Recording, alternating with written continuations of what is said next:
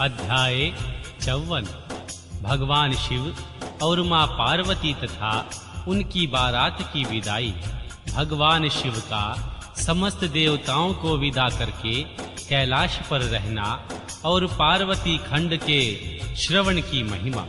श्री ब्रह्मा जी कहते हैं, हे नारद, ब्राह्मणी देवी पार्वती को पतिव्रत धर्म की शिक्षा देने के पश्चात मैना को बुलाकर कहा, महारानी जी, आप अपनी पुत्री की यात्रा कराइए, इसे विदा कीजिए। तब बहुत अच्छा कहकर वे प्रेम के वशीभूत हो गई। फिर धैर्य धारण करके उन्होंने काली को बुलाया और उनके वियोग के भय से व्याकुल हो बेटी को बारंबार गले लगाकर अत्यंत उच्च स्वर से रोने लगी। फिर देवी पार्वती भी करुणाजनक बात कहती हुई जोर जोर से रो पड़ी। मैना और शिवा दोनों ही विरह शोक से पीड़ित हो मूर्छित हो गई। देवी पार्वती के रोने से देवपत्नियां भी अपनी सुध बुध खो बैठी। सारी स्त्रियां वहां रोने लगी। वे सब की सब अचेत सी हो गई। उस यात्रा के समय प्रभु साक्षात योगीश्वर शिव भी रो पड़े। फिर दूसरा कौन चुप रह सकता था। इसी समय अपने समस्त पुत्रों, मंत्रियों और उत्तम ब्राह्मणों के साथ हिमालय शीघ्र वहां पहुंचे और मोहवश अपनी बच्ची को हृदय से लगाकर रोने लगे। बेटी, तुम मुझे छोड़कर कहां चली जा रही है? ऐसा कहकर सारे जगत को सूना मानते हुए वे बारंबार विलाप करने लगे। तब ज्ञानियों में श्रेष्ठ पुरोहित ने अन्य ब्राह्मणों के सहयोग से प्रेम पूर्वक आध्यात्म विद्या का उपदेश देते हुए सबको सुखद रीति से समझाया। देवी पार्वती ने भक्ति भाव से माता पिता तथा गुरु को प्रणाम किया। वे महामाया होकर भी लोकाचारोश बार बार रो उठती थी। देवी पार्वती के रोने से ही सब स्त्रियां रोने लगती थी। माता मैना तो बहुत ही रोई। भोजाइयां भी रोने लगी। यही दशा भाइयों की भी थी। शिवा की मां, भाभियां तथा अन्य युवतियां बार बार रोदन करने लगी। भाई और पिता भी प्रेम और सौहार्दवश रोए बिना ना रह सके। उस समय ब्राह्मणों ने मिलकर सबको आदर पूर्वक समझाया और यह सूचित किया, यात्रा के लिए यही सबसे उत्तम एवं सुखद लग्न है। तब हिमालय और मैना ने विवेक पूर्वक धैर्य धारण करके देवी शिवा के बैठने के लिए पालकी मंगवाई। ब्राह्मणों की पत्नियों ने शिवा को ऊपर चढ़ाया और सबने मिलकर आशीर्वाद दिया। माता पिता और ब्राह्मणों ने भी अपनी शुभ कामना प्रकट की। मैना और हिमालय ने देवी पार्वती को ऐसे ऐसे सामान दिए जो महारानी के योग्य थे। नाना प्रकार के द्रव्यों की शुभ राशि भेंट की जो दूसरों के लिए परम दुर्लभ थी। शिवा ने समस्त गुरुजनों को, माता पिता को, पुरोहित और ब्राह्मणों को तथा भोजाइयों और दूसरी स्त्रियों को प्रणाम करके यात्रा प्रारंभ की। पुत्रों सहित बुद्धिमान हिमाचल भी स्नेह के वशीभूत हो पीछे पीछे गए। उस स्थान पर पहुँचे जहाँ देवताओं सहित भगवान शिव प्रसन्नता पूर्वक प्रतीक्षा कर रहे थे। वहां सब लोग बड़े प्रेम और आनंद से परस्पर मिले। उन सब ने भगवान को प्रणाम किया और उनकी प्रशंसा करते हुए वे पुरी को लौट आए। तदनंतर कैलाश पहुंचकर भगवान शिव ने पार्वती से कहा, देवेश्वरी, तुम सदा से ही मेरी प्राण प्रिय हो। तुम्हें लीला पूर्वक इस बात की याद दिला रहा हूँ। तुम्हें पूर्व जन्म की बातों का स्मरण है, अतः मेरे और अपने नित्य संबंध का तुम्हें स्मरण हो तो बताओ। अपने प्राणनाथ महेश्वर की यह बात सुनकर शंकर की नित्य प्रिया पार्वती मुस्कुराती हुई बोली, प्राणेश्वर, मुझे सब बातों का स्मरण है, किंतु इस समय आप चुप रहिए और इस अवसर के अनुरूप जो कार्य हो उसी को शीघ्र पूर्ण कीजिए। श्री ब्रह्मा जी कहते हैं, हे नारद, प्रिय पार्वती को सैकड़ों सुधा धाराओं के समान मधुर वचन को सुनकर लोकाचार पारायण भगवान विश्वनाथ बड़े प्रसन्न हुए। उन्होंने बहुत सी सामग्रियां एकत्र करके नारायण आदि देवताओं को भांति भांति की मनोहर भोज्य वस्तुएं खिलाई। इसी तरह अपने विवाह में पधारे हुए दूसरे लोगों को भी भगवान शिव ने प्रेम पूर्वक सुरमधुर रस से युक्त नाना प्रकार का अन्न भोजन कराया। भोजन के पश्चात उन सब देवताओं ने नाना रत्नों से विभूषित हो अपनी स्त्रियों और सेवक गणों के साथ आकर प्रभु चंद्रशेखर को प्रणाम किया। फिर प्रिया वचनों द्वारा प्रसन्नता पूर्वक उनकी स्तुति एवं परिक्रमा करके शिव विवाह की प्रशंसा करते हुए वे सब लोग अपने अपने धाम को चले गए। मुने, साक्षात भगवान शिव ने लोकाचारवश भगवान विष्णु को और मुझको भी प्रणाम किया। ठीक उसी तरह जैसे वामन रूपधारी श्री हरि ने महर्षि कश्यप को नमस्कार किया था, तब मैंने और श्री विष्णु ने भगवान शिव को हृदय से लगाकर उनको आशीर्वाद दिया। तदनंतर श्री हरि ने उन्हें पार ब्रह्म परमात्मा मानकर उनकी स्तुति की। इसके बाद मेरे सहित भगवान विष्णु भगवान शिव से विदा ले और शिवा और शिव को प्रसन्नता पूर्वक हाथ जोड़कर उनके विवाह की प्रशंसा करते हुए अपने उत्तम धाम को चले आए। भगवान शिव भी मां पार्वती के साथ सा आनंद विहार करते हुए अपने निवास भूत कैलाश पर्वत पर रहने लगे। समस्त शिवगणों को इस विवाह से बड़ा सुख मिला। वे अत्यंत भक्ति पूर्वक शिव और भगवान शिव की आराधना करने लगे। तात, इस प्रकार मैंने परम मंगलमय शिव विवाह का वर्णन किया। यह शोक नाशक, आनंददायक तथा धन और आयु की वृद्धि करने वाला जो पुरुष भगवान शिव और शिवा में मन लगाकर पवित्र हो प्रतिदिन इस प्रसंग को सुनता अथवा नियम पूर्वक दूसरों को सुनाता है, वह शिवलोक को प्राप्त कर लेता है। यह अद्भुत व्याख्यान कहा गया जो मंगल का आवास स्थान है। यह संपूर्ण विघ्नों को शांत करके समस्त रोगों का नाश करने वाला है। इसके द्वारा स्वर्ग, यश, आयु तथा पुत्र और पौत्रों की प्राप्ति होती है। यह संपूर्ण कामनाओं को पूर्ण करता है, इस लोक में भोग देता है और परलोक में मोक्ष प्रदान करता है। इस शुभ प्रसंग को सुनने से अपमृत्यु का शमन होता है और परम शांति की प्राप्ति होती है। यह समस्त दुखों का नाशक तथा बुद्धि एवं विवेक आदि का साधक है। अपने शुभ की इच्छा रखने वाले लोगों को भगवान शिव संबंधी सभी उत्सवों में प्रसन्नता के साथ प्रयत्न पूर्वक इसका पाठ करना चाहिए। यह भगवान शिव को संतोष प्रदान करने वाला विशेषतः है।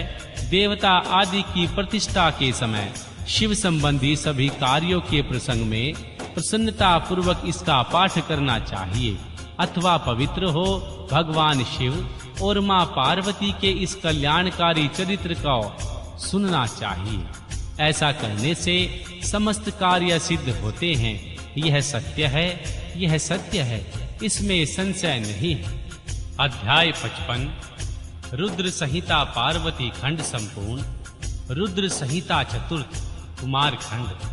देवताओं द्वारा स्कंद का भगवान शिव और मां पार्वती के पास लाया जाना, उनका लाड प्यार देवों के मांगने पर शिव जी का उन्हें तारक वध के लिए अपने स्वामी कार्तिकेय को देना, कुमार की अध्यक्षता में देवसेना का प्रस्थान, महिसागर संगम पर तारकासुर का आना और दोनों सेनाओं में मुठभेड़, वीरभद्र का तारक के साथ घोर संग्राम, पुनः श्री हरि और तारक में भयानक युद्ध।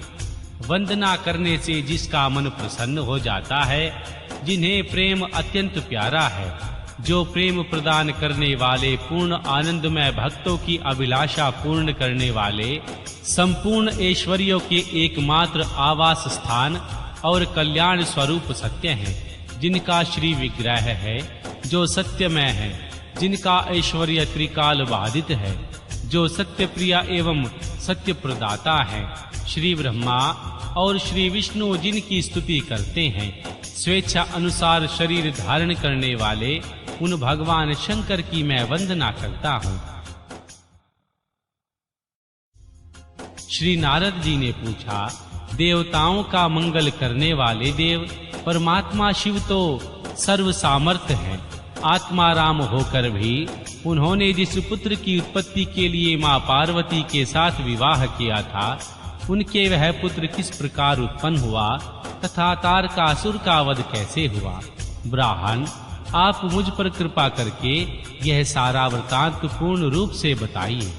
इसके उत्तर में श्री ब्रह्मा जी ने कथा प्रसंग सुनाकर कुमार के गंगा से उत्पन्न होने तथा कृतिका का आदि 6 स्त्रियों के द्वारा उनके पाले जाने का, उन 6 की संतुष्टि के लिए उनके 6 मुख धारण करने और कृतिकाओं के द्वारा पाले जाने के कारण उनका नाम कार्तिकेय होने की बात कही।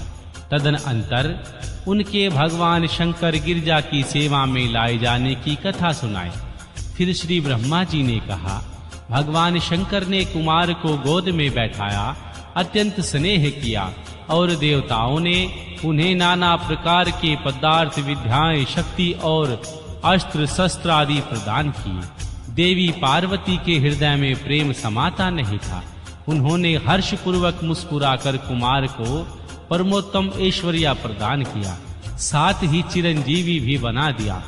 लक्ष्मी ने दिव्य संपत्ति तथा एक विशाल एवं मनोहर हार अर्पित किया। सावित्री ने प्रसन्न होकर सारी सिद्धि विद्याएं प्रदान की। मुनि श्रेष्ठ, इस प्रकार वहां महोत्सव मनाया गया। सभी के मन प्रसन्न थे। विशेषतः है भगवान शिव और देवी पार्वती के तो आनंद का पार ही नहीं था। इसी बीच देवताओं ने भगवान शंकर से कहा, प्रभु, यह तारकासुर कुमार के हाथों ही मारा जाने वाला है, इसीलिए ही यह पार्वती परिणय तथा कुमारोत्पत्ति आदि उत्तम चरित्र घटित हुआ है। अतः हम लोगों के सुखार्थ का प्रबंध कराने हेतु कुमार को आज्ञा दीजिए। हम लोग आज ही अस्त्र शस्त्र से सुसज्जित होकर तारक को मारने के लिए रण यात्रा करेंगे। श्री ब्रह्मा जी कहते हैं, मुने, यह सुनकर भगवान शंकर का हृदय दयाद्र हो गया। उन्होंने उनकी प्रार्थना स्वीकार करके उसी समय तारक का वध करने के लिए अपने पुत्र कुमार को सौंप दिया। फिर तो भगवान शिव की आज्ञा मिल जाने पर भगवान ब्रह्मा, भगवान विष्णु आदि सभी देवता एकत्र होकर गुह को आगे करके तुरंत ही उस पर्वत को चल दिए। उस समय श्री हरि आदि देवताओं के मन में पूर्ण विश्वास था कि ये अवश्य तारक का वध कर डालेंगे।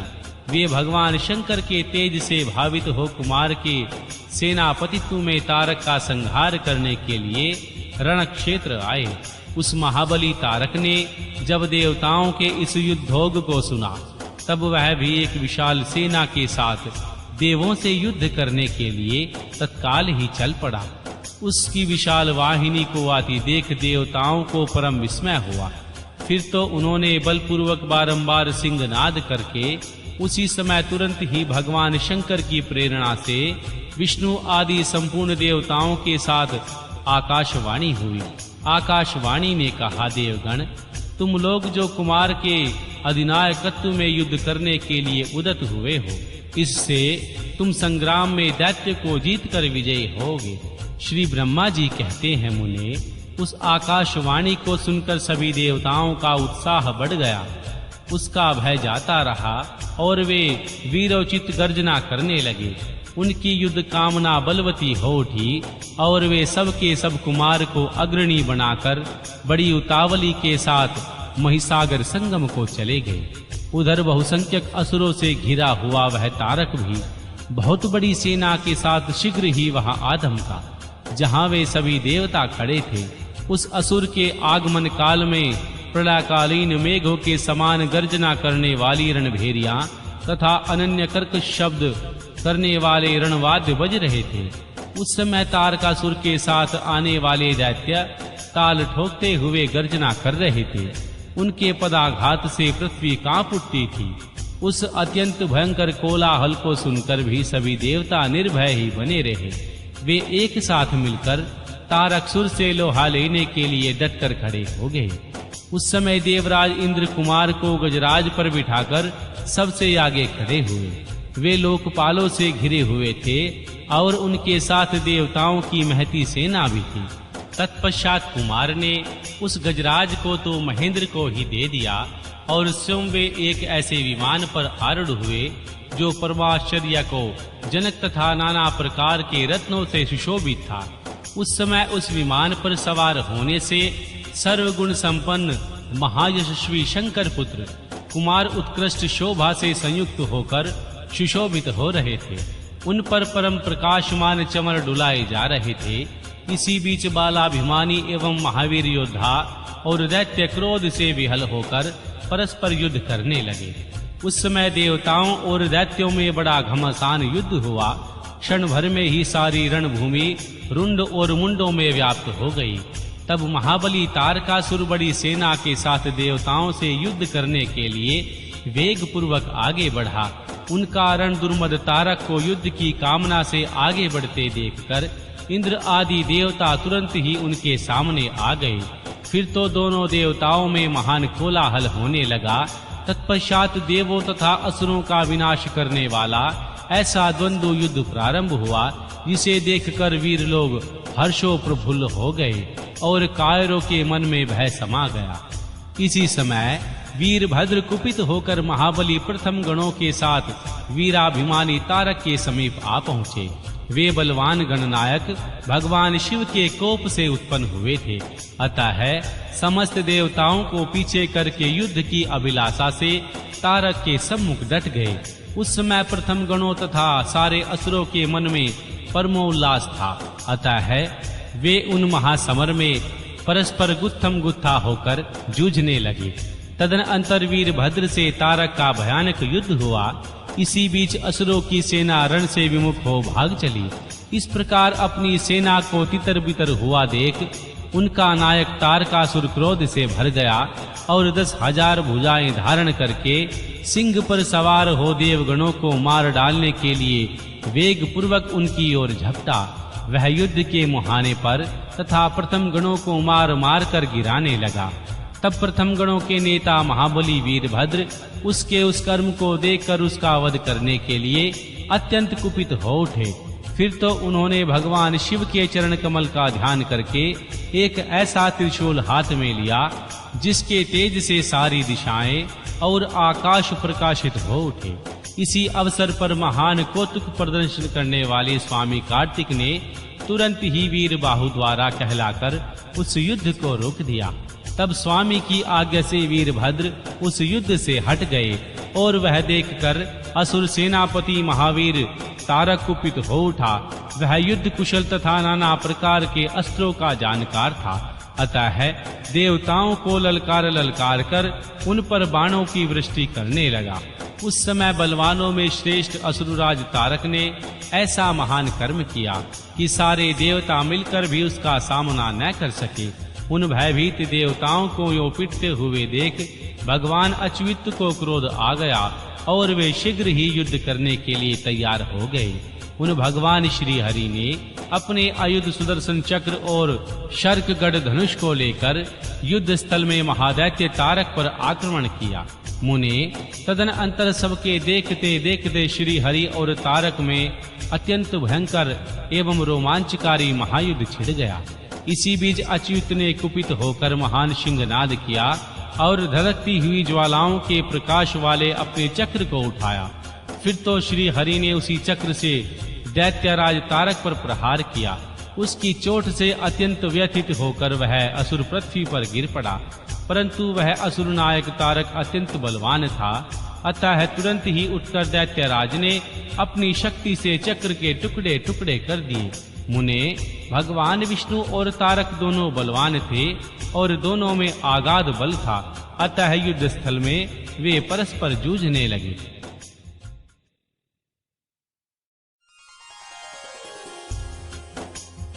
अध्याय 1। श्री ब्रह्मा जी की आज्ञा से कुमार का युद्ध के लिए जाना, तारक के साथ उनका भीषण संग्राम और उनके द्वारा तारक का वध। तत्पश्चात वेदों द्वारा कुमार का अभिनंदन और स्तवन, कुमार का उन्हें वरदान देकर कैलाश पर जा भगवान शिव और मां पार्वती के पास निवास करना।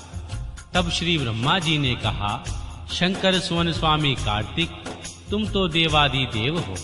मां पार्वती सुत और विष्णु और तारकासुर का यह व्यर्थ युद्ध शोभा नहीं देता, क्योंकि विष्णु के हाथों इस तारक की मृत्यु नहीं होगी। यह मुझसे वरदान पाकर अत्यंत बलवान हो गया है। यह बिल्कुल सत्य बात कह रहा हूँ। पार्वती नंदन, तुम्हारे अतिरिक्त इस पापी को मारने वाला दूसरा कोई नहीं है। इसलिए महाप्रभु, तुम्हें मेरे कथन अनुसार ही कार्य करना चाहिए। परम तब तुम शीघ्र ही उस दैत्य का वध करने के लिए तैयार हो जाओ, क्योंकि मां पार्वती पुत्र तारक का संहार करने के निमित्त ही तुम भगवान शंकर से उत्पन्न हुए हो। श्री ब्रह्मा जी कहते हैं, हे मुने, मेरा यो कथन सुनकर शंकर नंदन कुमार कार्तिकेय ठठाकर हंस पड़े और प्रसन्नता पूर्वक बोले, तथास्तु, ऐसा ही होगा। तब महान ऐश्वर्यशाली शंकर सुमन कुमार तारकसुर के वध का निश्चय करके विमान से उतर पड़े और पैदल ही जिस समय महाबली शिवपुत्र कुमार अपनी अत्यंत चमकीली शक्ति को जो लपटों से दमकती हुई एक बड़ी उल्का सी जान पड़ती थी, हाथ में लेकर पैदल ही दौड़ रहे थे, उस समय उनकी अद्भुत शोभा हो रही थी। उनके मन में तनिक भी व्याकुलता नहीं थी। वे प्रचंड और अप्रमेय बलशाली थे।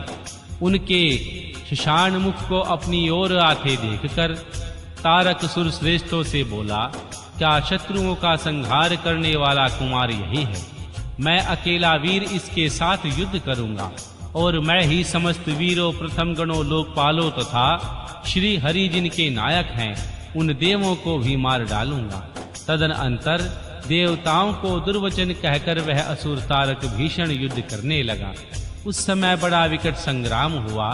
तब शत्रु वीरों का संहार करने वाले कुमार ने शिव जी के चरण कमलों का स्मरण करके तारक के वध का विचार किया। फिर तो महातेजस्वनी महाबली कुमार रोषावेश में आकर गर्जना करने लगे और बहुत बड़ी सेना के साथ युद्ध के लिए डटकर खड़े हो गए। उस समय समस्त देवताओं ने जय जयकार का शब्द किया। देव ऋषियों ने इष्टवाणी द्वारा उनकी स्तुति की। तब तारक और कुमार का संग्राम आरंभ हुआ, जो अत्यंत दुस्साह, महान, भयंकर और संपूर्ण प्राणियों को भयभीत करने वाला था। कुमार और तारक दोनों ही शक्ति युद्ध में परम प्रवीण थे। अतः अत्यंत रोषावेश में वे परस्पर एक दूसरे पर प्रहार करने लगे। परम पराक्रमी वे दोनों नाना प्रकार के पैंतरे बदलते हुए गर्जना कर रहे थे और अनेक प्रकार के दांव पेच से एक दूसरे पर आघात कर रहे थे। उस समय देवता, गंधर्व और किन्नर सभी चुप खड़े हो वह दृश्य देख रहे थे। उन्हें परम विस्मय हुआ, यहाँ तक कि वायु का चलना भी बंद हो गया। सूर्य की प्रभा भी फीकी पड़ गई और पर्वत एवं वन काननों सहित सारी पृथ्वी कांप उठी। इस अवसर पर हिमालय आदि पर्वत स्नेहभूत होकर कुमार की रक्षा के लिए वहां आए। तब उन सभी पर्वतों को भयभीत देखकर शंकर एवं गिरिजा के पुत्र कुमार ने उन्हें सांत्वना देते हुए कहा। कुमार ने कहा, महाभाग पर्वतों, तुम लोग खेद मत करो। तुम्हें किसी प्रकार की चिंता नहीं करनी चाहिए। मैं आज तुम सब लोगों के सामने ही इस पापी का काम तमाम कर दूंगा। यो उन पर्वतों तथा देवगणों को ढांढस बंधाकर कुमार ने गिरिजा और शंभु को प्रणाम किया तथा अपनी कांतिमय शक्ति को हाथ में लिया। शंभु पुत्र कुमार महाबली तथा महान ऐश्वर्यशाली तो थे ही। जब उन्होंने तारक का वध करने की इच्छा से शक्ति हाथ में ली, उस समय उनकी अद्भुत शोभा हो रही थी। तदनंतर शंकर जी के तेज से संपन्न कुमार ने उस शक्ति से तारकसुर को, जो समस्त लोगों को कष्ट देने वाला था, प्रहार किया। उस शक्ति के आघात से तारकासुर के सभी अंग छिन्न भिन्न हो गए और संपूर्ण सुरगणों का अधिपति वह वीर सहसा ही धराशायी हो गया। मुने, सबके देखते देखते ही कुमार के मारे गए तारक के प्राण पखेरु उड़ गए। उस उत्कृष्ट वीर तारक को महासमर में प्राण रहित होकर गिरा हुआ देखकर वीरवर कुमार ने पुनः उस पर वार नहीं किया। उस महाबली दैत्यराज तारक के मारे जाने पर देवताओं ने बहुत से असुरों को मौत के घाट उतार दिया। उस युद्ध में असुरों ने भयभीत होकर हाथ जोड़ लिए। कुछ के शरीर छिन्न भिन्न हो गए और हजारों दैत्य मृत्यु के अतिथि बन गए। कुछ शरणार्थी दैत्य अंजलि बांधकर पाही पाही रक्षा कीजिए यूं पुकारते हुए कुमार के शरणापन्न हो गए। कुछ मार डाले गए, कुछ मैदान छोड़कर भाग गए। सहस्त्रों दैत्य जीवन की आशा में भागकर पाताल में घुस गए। उन सब की आशाएं भंग हो गई और मुख पर दीनता छा गई थी। मुनीश्वर, इस प्रकार वह सारी दैत्य सेना विनष्ट हो गई। देवगणों के भय से कोई भी वहां ठहर ना सका। उस दुरात्मा तारक के मारे जाने पर सभी लोग निष्कटक हो गए। इंद्र और सारे देवता आनंद मग्न हो गए। यों कुमार को विजयी देखकर एक साथ ही संपूर्ण देवताओं तथा त्रिलोक के समस्त प्राणियों को महान आनंद प्राप्त हुआ। उस समय भगवान शंकर भी कार्तिकेय की विजय का समाचार पाकर प्रसन्नता से भर गए और देवी पार्वती के साथ गणों से घिरे हुए वहां पधारे। जिनके हृदय में स्नेह समाता नहीं था, वे देवी पार्वती जी परम प्रेम पूर्वक सूर्य के समान तेजस्वी अपने पुत्र कुमार को अपनी गोद में लेकर लाड़ प्यार करने लगी। उसी अवसर पर अपने पुत्रों से घिरे हुए हिमालय ने बंधु बांधवों तथा अनुयायियों के साथ आकर शंभु और पार्वती का गुहास्तवन किया। तत्पश्चात संपूर्ण देवगण मुनि सिद्ध और चरणों ने शिवनंदन कुमार शंभु और परम हुई पार्वती की स्तुति की। उस समय उपदेवों ने बड़ी पुष्प वर्षा की। सभी प्रकार के बाजे बजने लगे। विशेष रूप से जय जयकार और नमस्कार के शब्द बारंबार उच्च स्वर से गूंजने लगे। उस समय वहां एक महान विजयोत्सव मनाया गया, जिसमें कीर्तन की विशेषता थी और वह स्थान गाने बजाने के शब्द तथा अधिकाधिक ब्रह्म घोष से व्याप्त हो गया। मुने समस्त देवगणों ने प्रसन्नता पूर्वक गा बजाकर तथा हाथ जोड़कर भगवान जगन्नाथ की स्तुति की। तत्पश्चात सबने प्रशंसित तथा अपने गणों से घिरे हुए भगवान रुद्र जगजननी भवानी के साथ अपने निवास स्थान कैलाश पर्वत को लौट गए। इधर तारक को मारा देखकर सभी देवताओं तथा अन्य समस्त प्राणियों के चेहरे पर हंसी खिलने लगी। वे भक्ति पूर्वक शंकर सुवन कुमार की स्तुति करने लगे। देव, तुम दानव श्रेष्ठ तारक का हनन करने वाले हो, तुम्हें नमस्कार है। शंकर नंदन, तुम बाणासुर के प्राणों का अपहरण करने वाले तथा प्रलंबवासुर के विनाशक हो। तुम्हारा स्वरूप परम पवित्र है, तुम्हें हमारा अभिवादन है। श्री ब्रह्मा जी कहते हैं, मुने, जब श्री विष्णु आदि देवताओं ने इस प्रकार कुमार का स्तवन किया, तब उन प्रभु ने सभी देवों को क्रमशः नया नया वर प्रदान किया। तत्पश्चात पर्वतों को स्तुति करके देखकर शंकर तनय परम प्रसन्न हुए और उन्हें वर देते हुए बोले। स्कंद ने कहा, भूधरो, तुम सभी पर्वत तपस्वियों द्वारा पूजनीय तथा कर्मठ और ज्ञानियों के लिए सेवनीय होगी। ये जो मेरे माता महानाना पर्वत श्रेष्ठ हिमवान है, ये महाभाग आज से तपस्वियों के लिए फलदाता होंगे। असुरराज तारक को मारकर तथा देवों को वर प्रदान करके तुमने हम सबको तथा चराचर जगत को सुखी कर दिया है। अब तुम्हें परम प्रसन्नता पूर्वक अपने माता पिता और माँ पार्वती भगवान शंकर का दर्शन करने के लिए शिव के निवास भूत कैलाश पर जाना चाहिए। श्री ब्रह्मा जी कहते हैं, मुने, तदनंतर सब देवताओं के साथ विमान पर चढ़कर कुमार स्कंद शिव जी के समीप कैलाश पहुंचा। उस समय शिव शिवा ने बड़ा आनंद मनाया। देवताओं ने भगवान शिव की स्तुति की। भगवान शिव ने उन्हें वरदान दिए और अभयदान दिए। मुने, उस अवसर पर देवताओं को परम आनंद प्राप्त हुआ। वे भगवान शिव और माँ पार्वती तथा शंकर नंदन कुमार के रमणीय यश का बखान करते हुए अपने अपने लोक को चले आए। इधर परमेश्वर शिव भी देवी शिवा तथा अपने पुत्र कुमार के साथ आनंद पूर्वक उस पर्वत पर निवास करने लगे।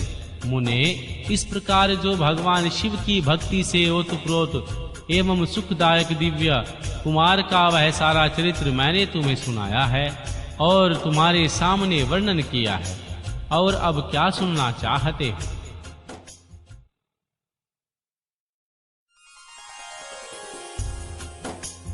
अध्याय 9 व 12। शिवा का अपनी मैल से श्री गणेश को उत्पन्न करके द्वारपाल पद पर नियुक्त करना। श्री गणेश जी द्वारा भगवान शिव के रोके जाने पर उनका शिव गणों के साथ भयंकर संग्राम, भगवान शिव के द्वारा श्री गणेश का सिर छेदन करना, कुपित हुई देवी शिवा का शक्तियों को उत्पन्न करना और उनके द्वारा प्रलय मचाए जाना, देवताओं और ऋषियों का स्वयं द्वारा मां पार्वती को प्रसन्न करना, उनके द्वारा पुत्र को जिलाए जाने की बात कही जाने पर भगवान शिव की आज्ञा अनुसार हाथी का सिर लगाया जाना और उसे श्री गणेश के धड़ से जोड़कर उन्हें जीवित करना। श्री सूत जी कहते हैं, तारकारी कुमार के उत्तम एवं अद्भुत वृतांत को सुनकर महर्षि नारद जी को बड़ी प्रसन्नता हुई। उन्होंने पुनः प्रेम पूर्वक श्री ब्रह्मा जी से पूछा। महर्षि नारद जी बोले, देवादिदेव, आप तो भगवान शिव संबंधी ज्ञान के अथाह सागर हैं। प्रजानाथ, मैंने स्वामी कार्तिकेय के सद्वृतांत को, जो अमृत से भी उत्तम है, सुन लिया है। अब श्री गणेश जी का उत्तम चरित्र सुनना चाहता हूँ। आप उनका जन्म वृतांत तथा दिव्य चरित्र, जो संपूर्ण मंगलों के लिए भी मंगल स्वरूप है, वर्णन कीजिए। श्री सूत जी कहते हैं, महामुनि, नारद जी का ऐसा वचन सुनकर श्री ब्रह्मा जी का मन हर्ष से गदगद हो गया। वे भगवान शंकर का स्मरण करके बोले। महर्षि ने कहा, हे नारद, पहले जो मैंने विधि पूर्वक श्री गणेश जी की उत्पत्ति का वर्णन किया था, शनि की दृष्टि पड़ने से श्री गणेश जी का मस्तक कट गया था, तब उस पर हाथी का मुख लगा दिया गया था। वह कल्पांतर की एक कथा है। अब श्वेत कल्प में घटित हुई श्री गणेश जी की जन्म कथा का वर्णन करता हूँ, जिसमें कृपालु शंकर ने ही उनका मस्तक काट लिया था। मुने, इस विषय में तुम्हें संदेह नहीं करना चाहिए, क्योंकि भगवान शंभु कल्याणकारी सृष्टिकर्ता और सबके स्वामी है। वे ही सगुण और निर्गुण भी हैं। उन्हीं की लीला से सारे विश्व की सृष्टि, रक्षा और विनाश होता है। मुनि श्रेष्ठ, अब प्रस्तुत विषय को आदर पूर्वक सुनो। एक समय देवी पार्वती जया विजया नाम वाली सख्या उनके पास आकर विचार करने लगी। सखी, सभी गण रुद्र के ही हैं। नंदी, भृंगी आदि जो हमारे हैं, वे भी भगवान शिव के ही आज्ञा पालन में तत्पर रहते हैं। जो असंख्य प्रथम गण हैं, उनमें भी हमारा कोई नहीं है। वे सभी शिव आज्ञा पारायण होकर द्वार पर खड़े रहते हैं। यद्यपि वे सभी हमारे भी हैं, तथापि उनसे हमारा मन नहीं मिलता। अतः पापहारिणे, आपको भी हमारे लिए एक गण की रचना करनी चाहिए। श्री ब्रह्मा जी कहते हैं, हे मुने, सब सखियों ने देवी पार्वती से ऐसा सुंदर वचन कहा। तब उन्होंने हितकारक माना और वैसा करने का विचार भी किया। तदनंतर किसी समय जब मां पार्वती स्नान कर रही थी, तब सदाशिव नंदी को डरा धमका कर घर के भीतर चले आए। भगवान शंकर को आते देखकर स्नान करती हुई जगत जननी मां पार्वती उठकर खड़ी हो गई। उस समय उनको बड़ी लज्जा आई। वे आश्चर्यचकित हो गई। उस अवसर पर उन्होंने सखियों के वचन को हितकारक तथा सुखप्रद माना। उस समय ऐसी घटना घटित होने पर महामाया परमेश्वरी शिवपत्नी पार्वती ने ऐसा मन में विचार किया, मेरा कोई एक ऐसा सेवक होना चाहिए जो परम शुभ कार्य कुशल और मेरी ही आज्ञा में तत्पर रहने वाला हो, उसे तनिक भी विचलित होने वाला न हो। यों विचार कर मां पार्वती ने अपने शरीर के मैल से एक ऐसे चेतन पुरुष का निर्माण किया जो संपूर्ण शुभ लक्षणों से संयुक्त था। उसके सभी अंग सुंदर एवं दोष रहित थे। उनका वह विशाल शरीर परम शोभायमान और महान बल पराक्रम से संपन्न था। देवी ने उसे अनेक प्रकार के वस्त्र, नाना प्रकार के आभूषण और बहुत सा उत्तम आशीर्वाद देकर कहा, तुम मेरे पुत्र हो, मेरे अपने ही हो। तुम्हारे समान प्यारा यहाँ कोई दूसरा नहीं है। मां पार्वती के ऐसा कहने पर वह पुरुष उन्हें नमस्कार करके बोला। श्री गणेश जी ने कहा, मां, आज आपको कौन सा कार्य आ पड़ा है, मैं आपके कथा अनुसार उसे पूर्ण करूंगा। श्री गणेश जी के यों पहुंचने पर देवी पार्वती अपने पुत्र को उत्तर देते हुए बोली, शिवा ने कहा, तात तुम मेरे पुत्र हो, मेरे अपने हो, अतः तुम मेरी बात सुनो। आज से तुम मेरे द्वारपाल हो जाओ। सतपुत्र मेरी आज्ञा के बिना कोई भी हठपूर्वक मेरे महल के भीतर प्रवेश न कर पाए, चाहे वह कहीं से भी आए, कोई भी हो। बेटा, यह मैंने तुमसे बिल्कुल सत्य बात कही है। श्री ब्रह्मा जी कहते हैं, हे मुने, यों कहकर देवी पार्वती ने श्री गणेश के हाथ में एक सुदृढ़ छड़ी दे दी। उस समय उनके सुंदर रूप को निहार कर मां पार्वती हर्षमग्न हो गई। उन्होंने प्रेम पूर्वक अपने पुत्र का मुख चूमा और कृपावश उसको छाती से लगा लिया। फिर दंडधारी गणराज को अपने द्वार पर स्थापित कर दिया। बेटा नारद, तदन अंतर पार्वती नंदन महावीर श्री गणेश मां पार्वती की हित कामना से हाथ में छड़ी लेकर गृह द्वार पर पहरा देने लगा। उधर शिवा अपने पुत्र श्री गणेश को अपने दरवाजे पर नियुक्त करके स्वयं सखियों के साथ स्नान करने लगी। मुनि श्रेष्ठ, इसी समय भगवान शिव, जो परम कौतुकी तथा नाना प्रकार की लीलाएं रचने में निपुण है, द्वार पर आ पहुंचे। गणेश जी उन पार्वती पति को नहीं पहचानते थे, नहीं, अतः बोल उठे, देव, माता की आज्ञा के बिना तुम अभी भीतर न जाओ।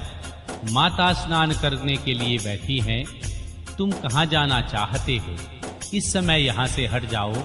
यों कहकर श्री गणेश ने उन्हें रोकने के लिए छड़ी हाथ में ले ली। उन्हें ऐसा करते देख भगवान शिव बोले, मूर्ख, तू किसे रोक रहा है? दुर्बुद्धे, क्या तू मुझे नहीं जानता? मैं शिव के अतिरिक्त और कोई नहीं हूँ। फिर महेश्वर के गण उसे समझाकर हटाने के लिए वहां आए और श्री गणेश से बोले, सुनो, हम मुख्य शिवगण ही द्वारपाल हैं और सर्वव्यापी भगवान शंकर की आज्ञा से तुम्हें हटाने के लिए यहाँ आए हैं। तुम्हें भी गण समझकर हम लोगों ने मारा नहीं है, अन्यथा तुम कब के मारे गए होते। अब कुशल इसी में है, तुम स्वतः ही यहाँ से दूर हट जाओ। क्यों व्यर्थ अपनी मृत्यु को बुला रहे? श्री ब्रह्मा जी कहते हैं, मुने, यों कहे जाने पर भी गिरिजानंदन श्री गणेश निर्भय ही बने रहे। उन्होंने शिवगणों को फटकारा और दरवाजे को नहीं छोड़ा। तब उन सभी शिवगणों ने भगवान शिव के पास जाकर सारा वृतांत उन्हें सुनाया। मुने, उनमें सब बातें सुनकर संसार के गति स्वरूप अद्भुत लीला विहारी महेश्वर अपने उन गणों को डांट कर कहने लगे। महेश्वर ने कहा, गणों, यह कौन है जो इतना उछल खल होकर शत्रु की भांति बक रहा है? इस नवीन द्वारपाल को दूर भगा दो। तुम लोग नपुंसक की तरह खड़े होकर उसका वृतांत मुझे क्यों सुना रहे हो? विचित्र लीला रचने वाले अपने स्वामी शंकर के यो कहे जाने पर वे गण पुनः वही लौट आए। तदन अंतर श्री गणेश जी को पुनः रोके जाने पर भगवान शिव के गणों को आज्ञा दी, तुम पता लगाओ यह कौन है और क्यों हमें बार बार रोक रहा है। गणों ने पता लगाकर बताया, ये श्री गिरिजा के पुत्र हैं तथा द्वारपाल के रूप में बैठे हैं। तब लीला रूप शंकर ने विचित्र लीला करनी चाही तथा अपने गणों का भी गर्व गलित करना चाहा। इसलिए गणों को तथा देवताओं को बुलाकर श्री गणेश जी से भीषण युद्ध करवाया, पर कोई भी वे श्री गणेश जी को पराजित न कर सके। तब स्वयं शूलपाणी महेश्वर आए। गणेश जी ने माता के चरणों का स्मरण किया। तब शक्ति ने उन्हें बल प्रदान दिया। सभी देवता शिव जी के पक्ष में आ गए। घोर युद्ध हुआ। अंतोत्वगत्वा स्वयं शूलपाणी महेश्वर ने आकर त्रिशूल से श्री गणेश जी का सिर काट लिया। यह समाचार पार्वती जी को मिला। तब वे क्रुद्ध हो गई और बहुत सी शक्तियों को उत्पन्न करके उन्होंने बिना विचारे ही प्रलय करने की आज्ञा दे दी। फिर तो शक्तियों के द्वारा प्रलय मचाई जाने लगी। उन शक्तियों का ज्वालायमान तेज सभी दिशाओं को दग्ध सा किए डालता था।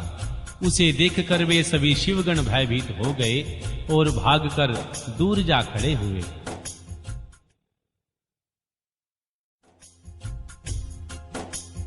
इसी समय तुम दिव्य दर्शन नारद वहां आ पहुंचे।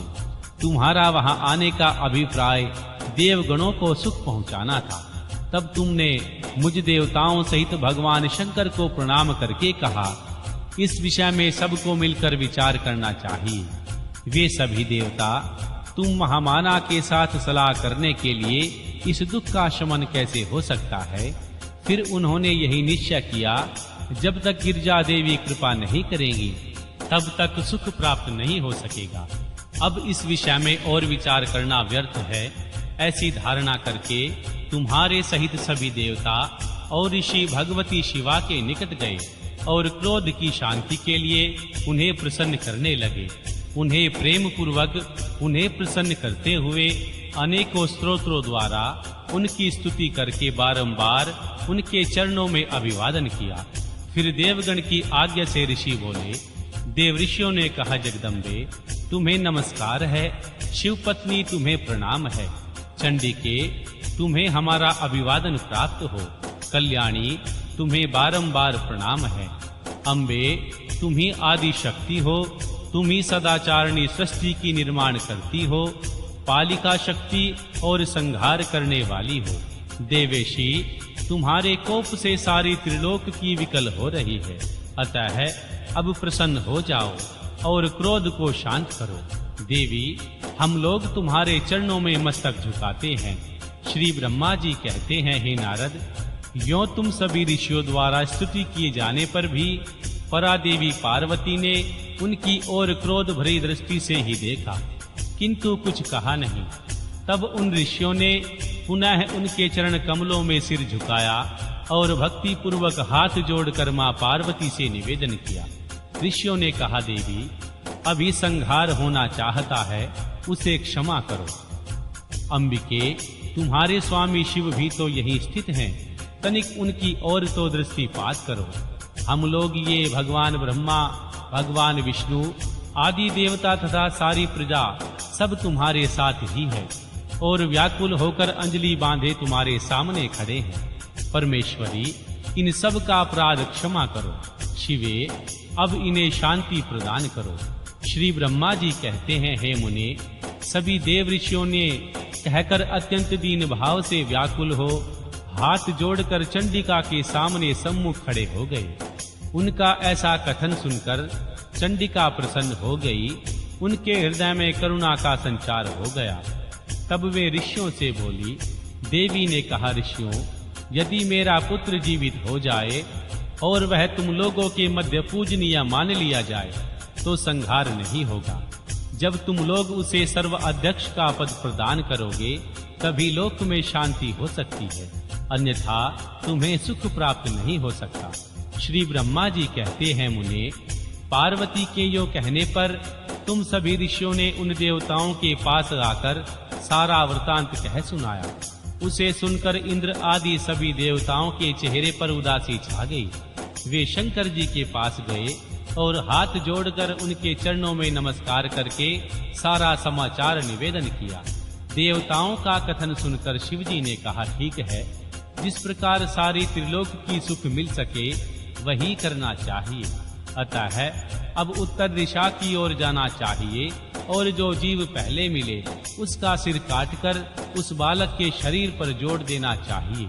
श्री ब्रह्मा जी कहते हैं, मुने, तदनंतर भगवान शिव की आज्ञा का पालन करने वाले उन देवताओं ने वह सारा कार्य संपन्न किया।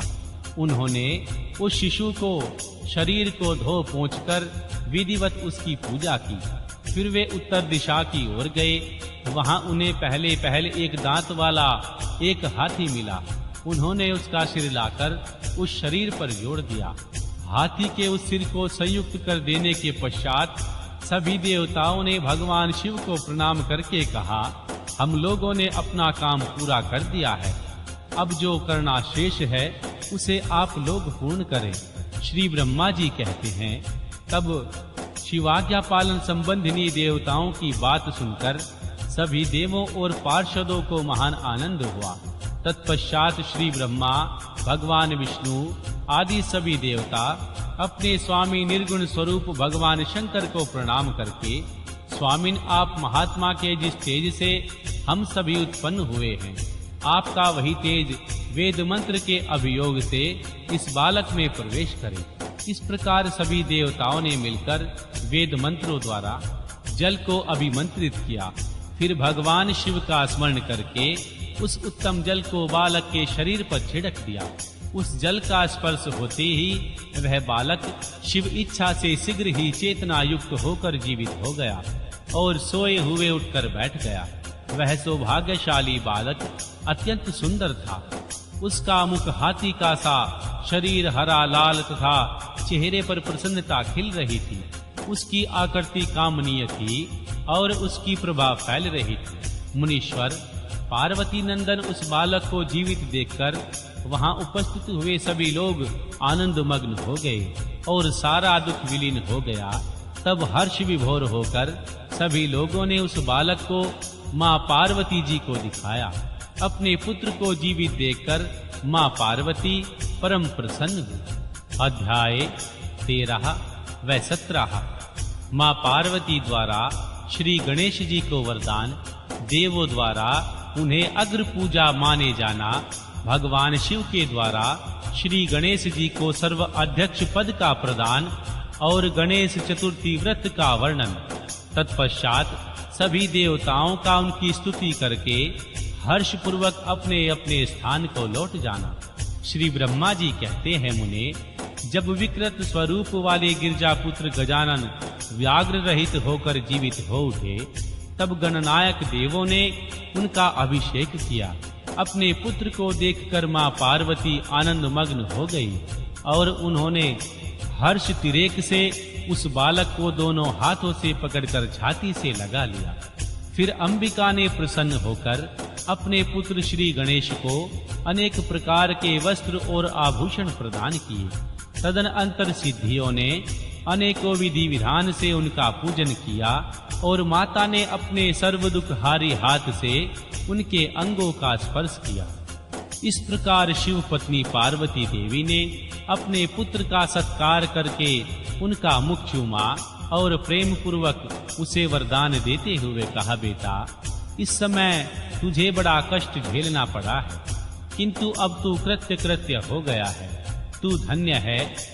सबसे संपूर्ण देवताओं में तेरी अग्र पूजा होती रहेगी और तुझे कभी दुख का सामना नहीं करना पड़ेगा। चूंकि इस समय तेरे मुख पर सिंदूर दिख रहा है, इसलिए मनुष्य को सदा सिंदूर से तेरी पूजा करनी चाहिए। जो मनुष्य पुष्प, चंदन, सुंदर गंध, नैवेद्य, रमणीय आरती, तंबूल और दान से तथा परिक्रमा और नमस्कार करके विधि पूर्वक तेरी पूजा करेगा, उसे सारी सिद्धियां हस्तगत हो जाएंगी और उसके सभी प्रकार के विघ्न नष्ट हो जाएंगे। इसमें लेश मात्र भी संशय नहीं है। श्री ब्रह्मा जी कहते हैं, मुने, महेश्वरी देवी ने अपने पुत्र श्री गणेश से यों कहकर उसे नाना प्रकार की वस्तुएं प्रदान करके पुनः उनका अभिनंदन किया। विप्र, तब गिरजा की कृपा से उसी क्षण देवताओं और शिवगणों का मान विशेष रूप से शांत हो गया।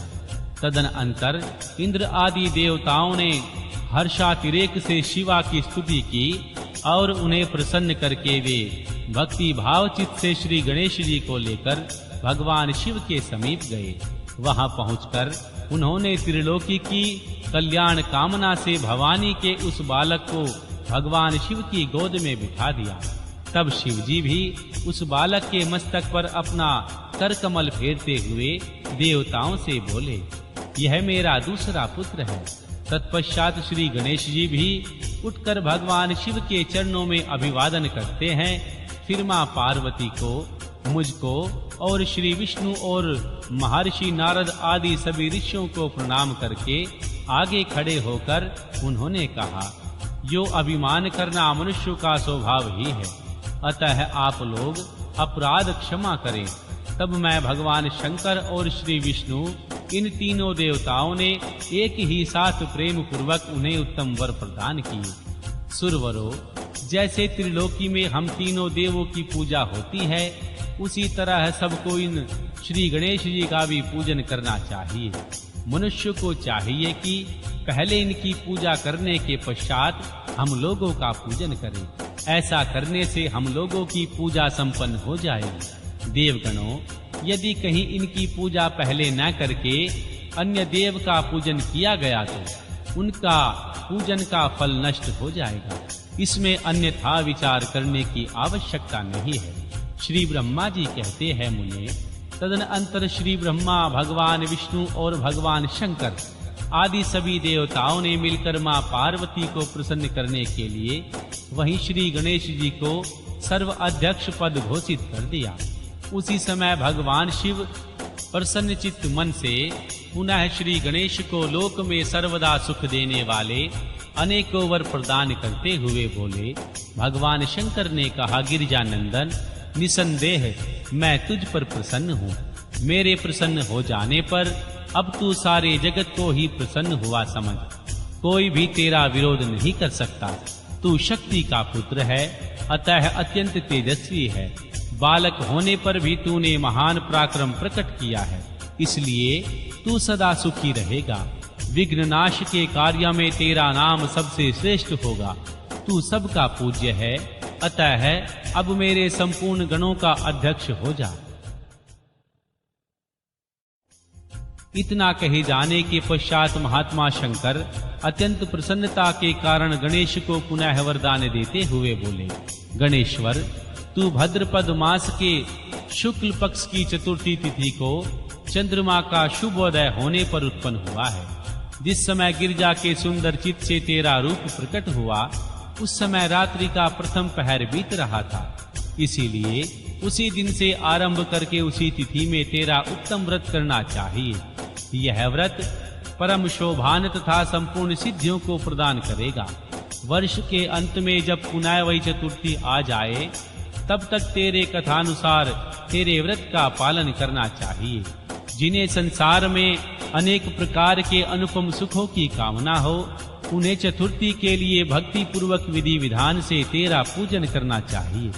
जब मार्गशीर्ष मास के कृष्ण पक्ष की चतुर्थी आए, तब उस दिन प्रातः काल स्नान करके व्रत के लिए ब्राह्मणों से निवेदन करें। पूर्वोक्त विधि से उपवास करें।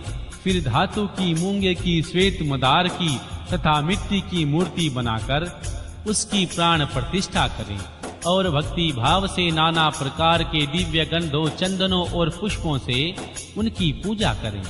पुनः रात्रि का प्रथम पहर बीत जाने पर स्नान करके पूर्वादलों से पूजन करना चाहिए। यह दुर्वा जड़ रहित 12 अंगुल लंबी और 3 गांठों वाली होनी चाहिए। ऐसी 100 अथवा 21 दुर्वा से उस स्थापित प्रतिमा की पूजा करें। तत्पश्चात धूप, दीप, अनेक प्रकार के नैवेद्य, तंबूल, अर्घ और उत्तमोत्तम पदार्थों द्वारा श्री गणेश की पूजा करें और स्तवन करके उनके आगे प्राणिपात करें। यों गणेश जी की पूजा के पश्चात बाल चंद्रमा का पूजन करें। तत्पश्चात हर्ष पूर्वक ब्राह्मणों की पूजा करके उन्हें मिष्ठान का भोजन कराएं। उनके भोजन कर लेने के बाद स्वयं भी नमक रहित मिष्ठान का ही प्रसाद पाएं। श्री गणेश जी का स्मरण करके आपके सभी नियमों का विसर्जन कर दें। इस प्रकार करने से यह शुभ व्रत पूर्ण होगा। बेटा, यों व्रत करते करते जब वर्ष पूरा हो जाए, तब उस व्रती मनुष्य को चाहिए वह व्रत की पूर्ति के लिए व्रतोधाद पान का कार्य भी संपन्न करे। इसमें मेरे आज्ञानुसार 12 ब्राह्मणों को भोजन कराना चाहिए। व्रती को चाहिए वह एक कलश स्थापित करके उस पर तेरी मूर्ति की पूजा करे। तत्पश्चात वेद विधि के अनुसार वेदी का निर्माण करके उस पर अष्टदल कमल बनवाए। फिर उसी पर धन की कंजूसी छोड़कर हवन करे। पुनः मूर्ति के सामने 2 स्त्रियों और 2 बालकों को बिठाकर विधि पूर्वक उनकी पूजा करे और सादर उन्हें भोजन कराए। रात में जागरण करे। प्रातःकाल पुनः उनके पुनरागमन के लिए विसर्जन करा दे। बालकों से आशीर्वाद ग्रहण करे, स्वस्ति वाचन कराए और व्रत की पूर्ति के लिए पुष्पांजलि निवेदित करे। फिर नमस्कार करके नाना प्रकार के कार्यों की कल्पना करे। इस प्रकार इस व्रत को पूर्ण करता है, उसे अभिष्ट फल की प्राप्ति होती है।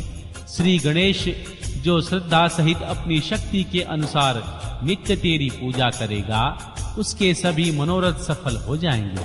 मनुष्यों को सिंदूर, चंदन, चावल, केतकी, पुष्प आदि अनेकों उपचारों द्वारा गणेश्वर का पूजन करना चाहिए।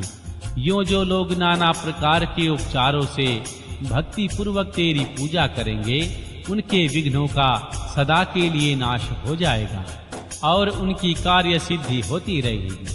सभी वर्ण के लोगों को, विशेषकर स्त्रियों को यह पूजा अवश्य करनी चाहिए तथा अभ्युदय की कामना करने वाले राजाओं के लिए भी यह व्रत आवश्यकता कर्तव्य है। व्रती मनुष्य जिस जिस वस्तु की कामना करता है, उसे निश्चय वह वस्तु प्राप्त हो जाती है। अतः है जिसे किसी वस्तु की अभिलाषा हो, उसे अवश्य सेवा करनी चाहिए। श्री ब्रह्मा जी कहते हैं, मुने, जब शिव जी ने महात्मा गणेश को इस प्रकार वरदान दिया, तब संपूर्ण देवताओं, श्रेष्ठ ऋषियों और भगवान शिव के प्यारे समस्त गणों ने तथा अस्तु कहकर उनका समर्थन किया और अत्यंत विधि पूर्वक गणाधीश का पूजन किया। तत्पश्चात शिव गणों ने आदर पूर्वक नाना प्रकार की पूजन सामग्री से गणेश्वर की विशेष रूप से अर्चना की और उनके चरणों में प्रणाम किया। मुनीश्वर, उस समय गिरिजा देवी को जो आनंद प्राप्त हुआ, उसका वर्णन मेरे चारों मुखों से भी नहीं हो सकता। तब फिर भी मैं उसे कैसे बताऊं? उस अवसर पर देवताओं की दुदुम्बियां बजने लगी, अप्सराएं नृत्य करने लगी, गंधर्व श्रेष्ठ गान करने लगे और पुष्पों की वर्षा होने लगी। इस प्रकार श्री गणेश जी के गणाधीश पद पर प्रतिष्ठित होने पर वहां महान उत्सव मनाया गया। सारे जगत में शांति स्थापित हो गई और सारा दुख जाता रहा। हे नारद, भगवान शिव और मां पार्वती को तो विशेष आनंद प्राप्त हुआ और सर्वत्र अनेक प्रकार के सुखदायक मंगल होने लगे। तदनंतर संपूर्ण देवगण और ऋषिगण जो वहां पधारे हुए थे, वे सभी भगवान शिव की आज्ञा से अपने अपने स्थान को चले गए। उस समय में भगवान शिव की स्तुति करके श्री गणेश और मां पार्वती को बारंबार प्रणाम करके प्रशंसा कर रहे थे और कैसा अद्भुत युद्ध हुआ, जो परस्पर वार्तालाप करते हुए चले जा रहे थे। इधर जब गिरिजा देवी का क्रोध शांत हो गया, तब भगवान शिव जो स्व आत्मा राम होते हुए भी सदा भक्तों का कार्य सिद्ध करने के लिए उद्यत रहते हैं, गिरिजा के सन्निकट गए और लोगों की हित कामना के पूर्ववत नाना प्रकार के सुखदायक कार्य करने लगे। तब मैं ब्रह्मा और श्री विष्णु दोनों भक्ति पूर्वक भगवान शिव और शिवा की सेवा करके भगवान शिव की आज्ञा ले अपने अपने धाम को लौट आए। जो मनुष्य जितेंद्रिया होकर इस परम मांगलिक व्याख्यान को सुनता है, वह संपूर्ण मंगलों का भी भागी होकर मंगल भवन हो जाता है। इसके सुनने से पुत्रहीन को पुत्र, निर्धन को धन की, भार्यार्थी को भार्या की, प्रजार्थी को प्रजा की, रोगी को आरोग्य की और अभागे को सौभाग्य की प्राप्ति होती है। जिस स्त्री और पुत्र का धन नष्ट हो गया हो और पति परदेश चला गया हो, उसे उसका पति मिल जाता है। जो शोक सागर में डूब रहा हो, वह इसके सुनने से निसंदेह शोक रहित हो जाता है। यह श्री गणेश चरित्र संबंधी ग्रंथ जिसके घर में सदा वर्तमान रहता है, वह मंगल संपन्न हो जाता है। इसमें तनिक भी संशय की गुंजाइश नहीं है।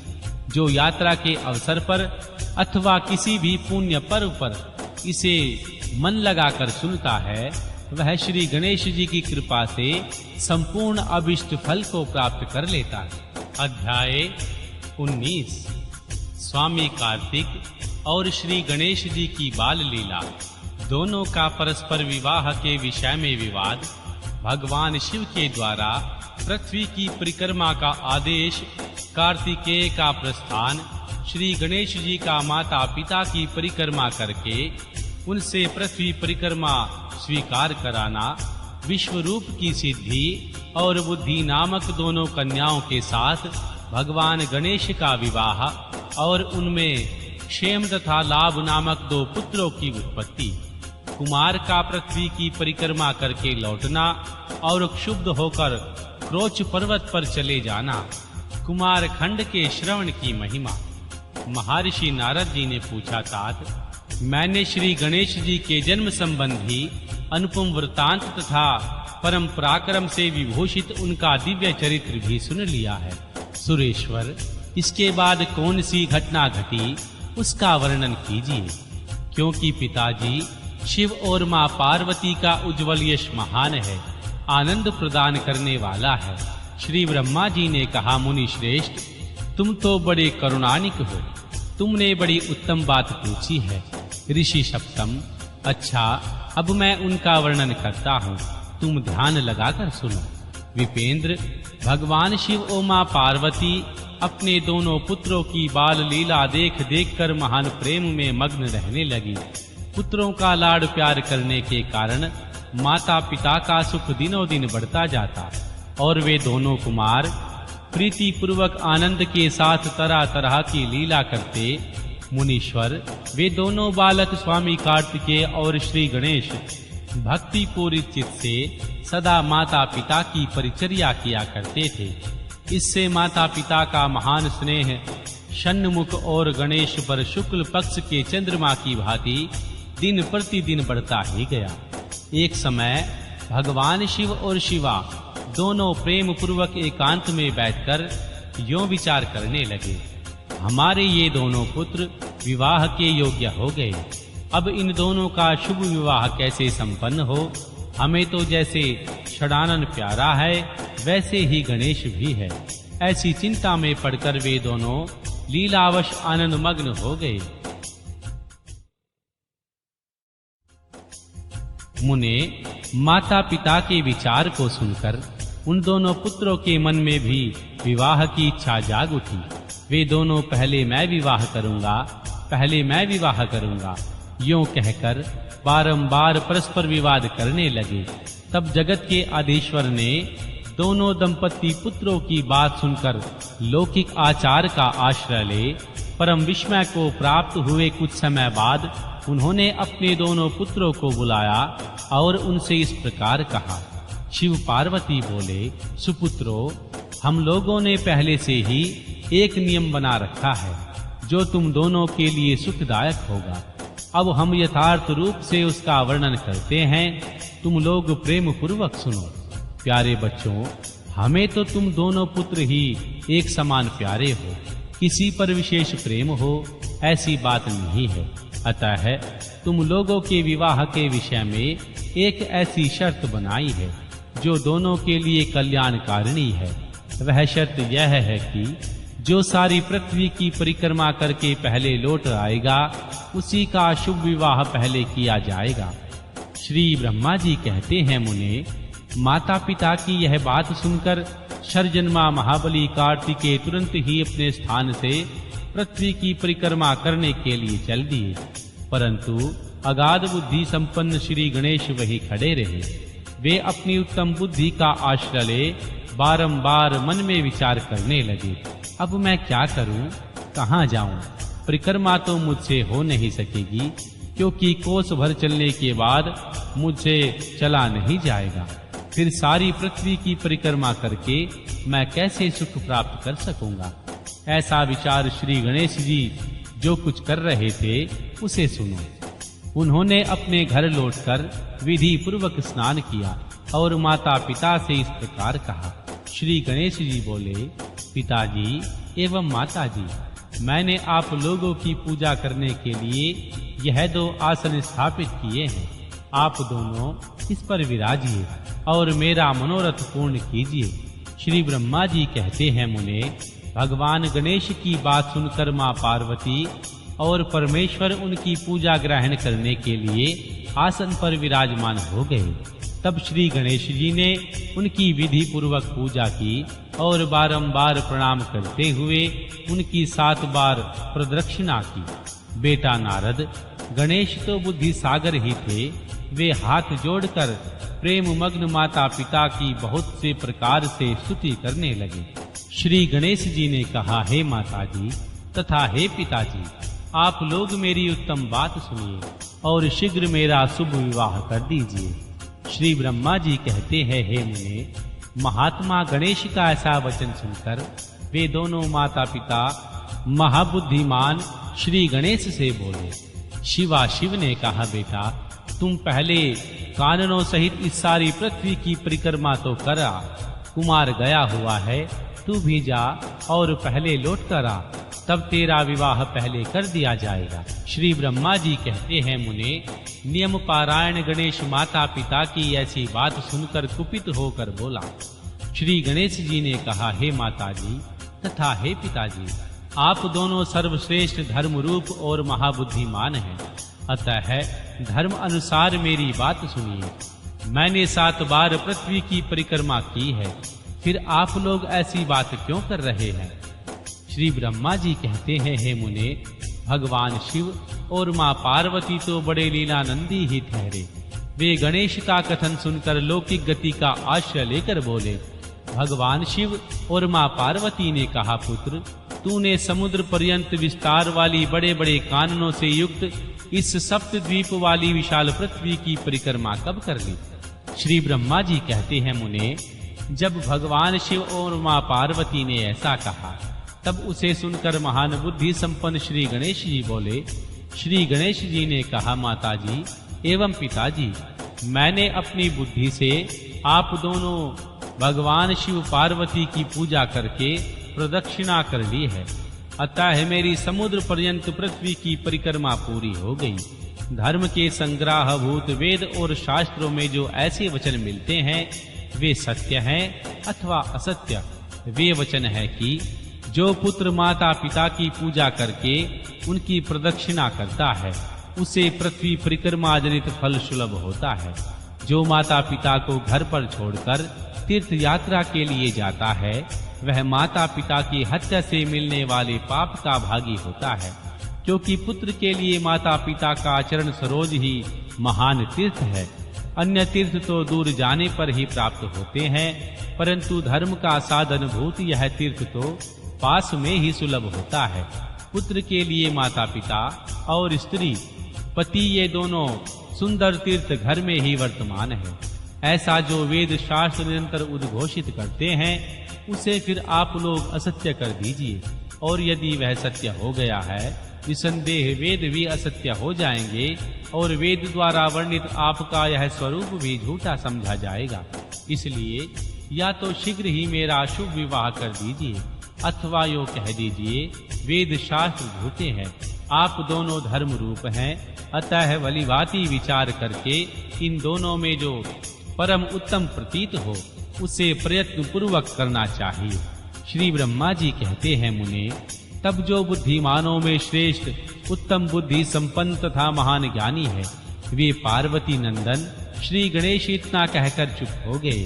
वे दोनों पति पत्नी जगदीश्वर शिव और पार्वती भगवान गणेश के वचन सुनकर परम विस्मित हुए। तदनंतर वे यथार्थ भाषी एवं अद्भुत बुद्धि वाले अपने पुत्र गणेश की प्रशंसा करते हुए बोले।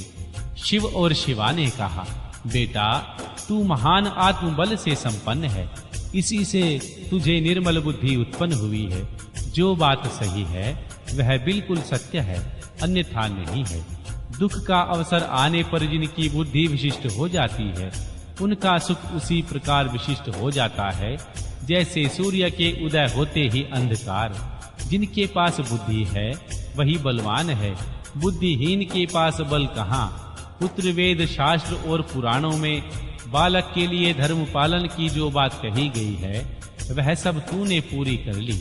तूने जो बात कही है वह दूसरा कौन कर सकता है। हमने यह तेरी बात मान ली, अब इसके विपरीत नहीं करेंगे। श्री ब्रह्मा जी कहते हैं, हे नारद, यों कहकर उन दोनों ने बुद्धि सागर गणेश को सांत्वना दी और फिर वे उनके विवाह के संबंध में उत्तम विचार करने लगे। इसी समय जब प्रसन्न बुद्धि वाले प्रजापति विश्वरूप को भगवान शिव के उद्योग का पता चला, तब उन पर विचार करके उन्हें परम सुख प्राप्त हुआ। उन प्रजापति विश्वरूप के दिव्य रूप संपन्न एवं सर्वांग शोभना 2 सुंदरी कन्याएं थी, जिनका नाम था सिद्धि और बुद्धि। भगवान शंकर और गिरजा ने उन दोनों के साथ हर्ष पूर्वक श्री गणेश जी का विवाह संस्कार संपन्न करवाया। उस विवाह के अवसर पर संपूर्ण देवता प्रसन्न होकर पधारे। उस समय भगवान शिव और मां पार्वती जैसा मनोरथ था उसी के अनुसार विश्वकर्मा ने वह विवाह किया। उसे देखकर ऋषियों तथा देवताओं को परम हर्ष प्राप्त हुआ। मुने, श्री गणेश जी को भी उन दोनों पत्नियों के मिलने से जो सुख प्राप्त हुआ उसका वर्णन नहीं किया जा सकता। कुछ काल के पश्चात महात्मा श्री गणेश जी उन दोनों पत्नियों से दो दिव्य पुत्र उत्पन्न हुए। उनमें श्री गणेश पत्नी सिद्धि के गर्भ से क्षेम नामक पुत्र पैदा हुआ और बुद्धि के गर्भ से परम सुंदर पुत्र ने जन्म लिया, उसका नाम लाभ हुआ। इस प्रकार जब श्री गणेश जी अचित्य सुख का भोग करते हुए निवास करने लगे, तब दूसरे पुत्र स्वामी कार्तिकेय पृथ्वी की परिक्रमा करके लौटे। उस समय श्री नारद जी ने आकर कुमार स्कंद को बड़ा समाचार सुनाए। उन्हें सुनकर कुमार के मन में बड़ा क्षोभ हुआ और वे माता पिता शिवा और शिव के द्वारा रोके जाने पर भी न रुककर क्रोच पर्वत की ओर चले गए। देव ऋषि, उसी दिन से शिव पुत्र स्वामी कार्तिक का कुमारत्व कुंवारापन प्रसिद्ध हो गया। उनका नाम त्रिलोक में विख्यात हो गया। वह शुभदायक, सर्व पापहारी, पुण्यमय और उत्कृष्ट ब्रह्मचर्या की शक्ति प्रदान करने वाला है। कार्तिक की पूर्णिमा को सभी देवता, ऋषि, तीर्थ और मुनीश्वर सदा कुमार का दर्शन करने के लिए क्रोच पर्वत पर जाते हैं। जो मनुष्य कार्तिक की पूर्णिमा के दिन कृतिका नक्षत्र का योग होने पर स्वामी कार्तिक का दर्शन करता है, उनके संपूर्ण पाप नष्ट हो जाते हैं और मनोवांछित फल की प्राप्ति होती है। इधर स्कंद का विछोह हो जाने पर उमा को महान दुख हुआ। उन्होंने दीन भाव से अपने स्वामी भगवान शंकर से कहा, प्रभु आप मुझे साथ लेकर वहां चलिए। तब प्रिया को सुख देने के निमित्त स्वयं भगवान शंकर अपने एक अंश से उस पर्वत पर गए और सुखदायक मल्लिकार्जुन नामक ज्योतिर्लिंग के रूप में वहां प्रतिष्ठित हो गए। वे सत्पुरुषों की गति तथा अपने भक्तों के मनोरथ पूर्ण करने वाले हैं, जो आज भी शिवा के सहित उस पर्वत पर विराजमान हैं। बेटा नारद, वे दोनों शिव और शिवा पुत्र स्नेह से विहल होकर प्रत्येक पर्व पर कुमार को देखने के लिए जाते हैं। अमावस्या के दिन वहां स्वयं शंभु पधारते हैं और पूर्णिमा के दिन मां पार्वती जाती है। मुनीश्वर, तुमने स्वामी कार्तिक और श्री गणेश जी का जो वृतांत मुझसे पूछा था, वह सब मैंने तुमसे कह सुनाया। इसे सुनकर बुद्धिमान मनुष्य समस्त पापों से मुक्त हो जाता है और उसकी सभी शुभ कामनाएं पूर्ण हो जाती हैं।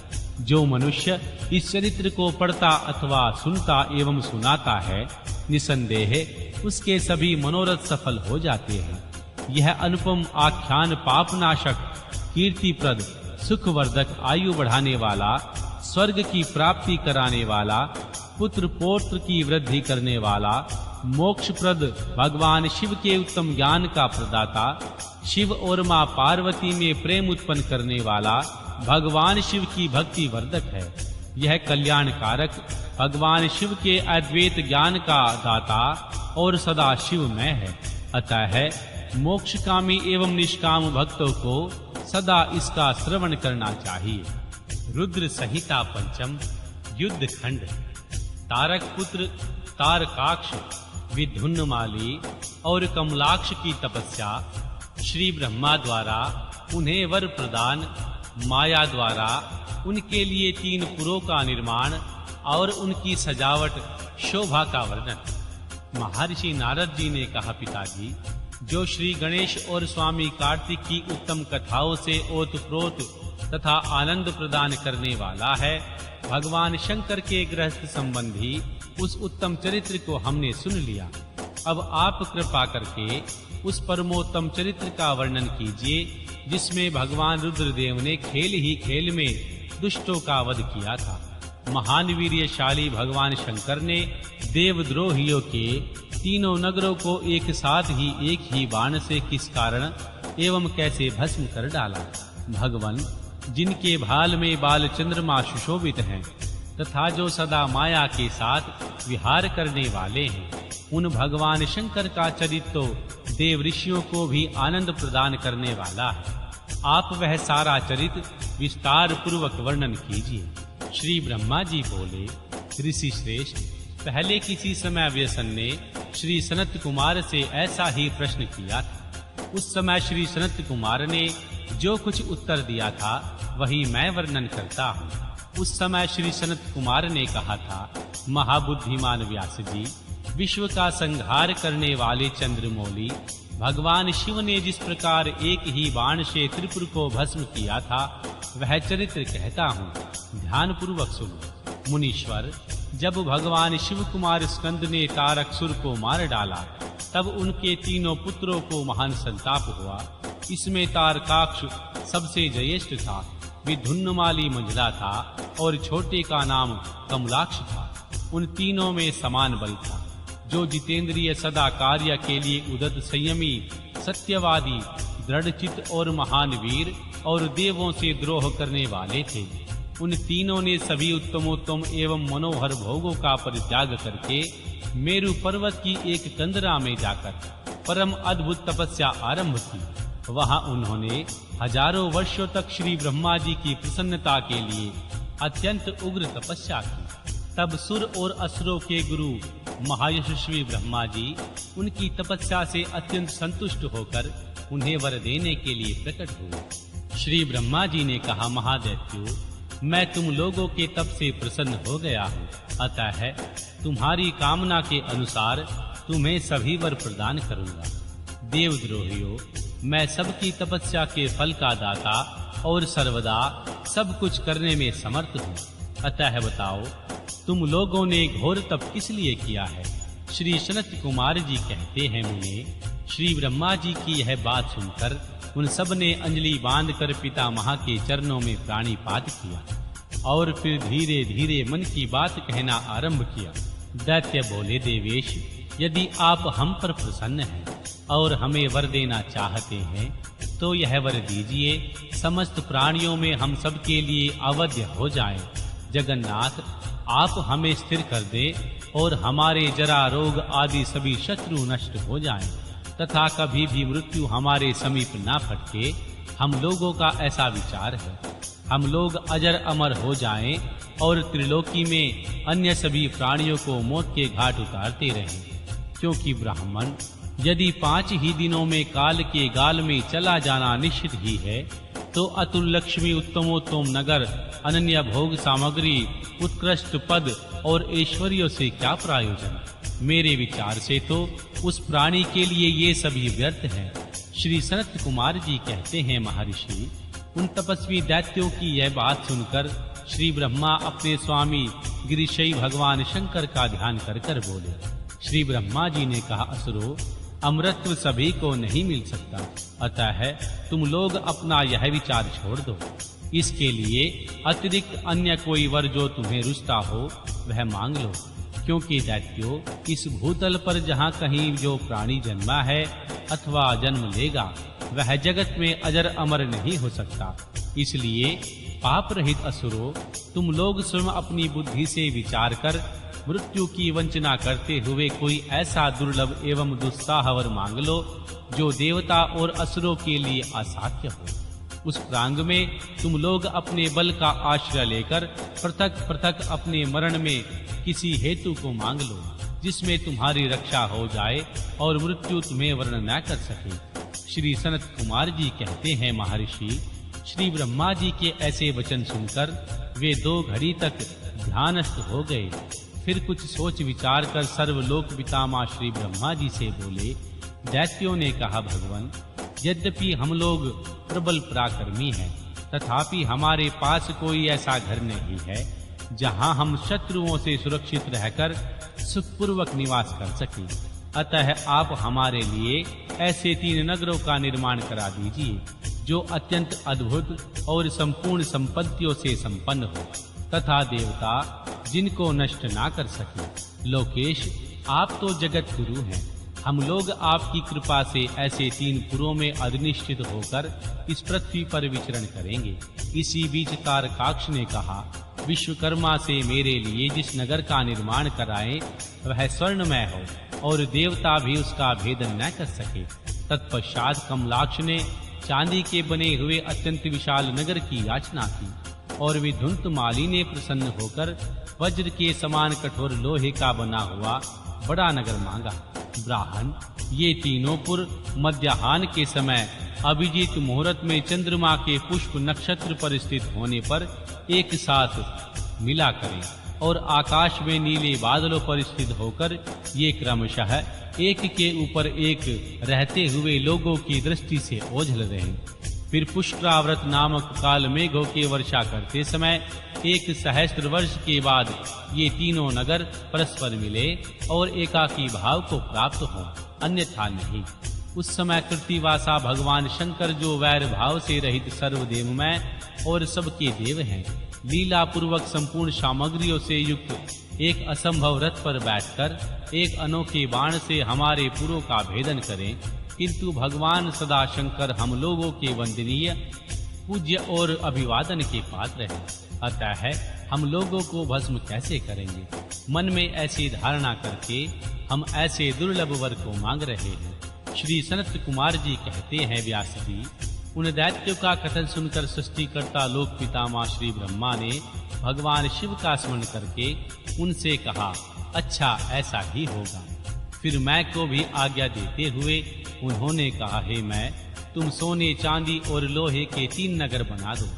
यो मैं को आदेश देकर ब्रह्मा जी उन तारक पुत्रों के देखते देखते अपने धाम स्वर्गलोक को चले आए।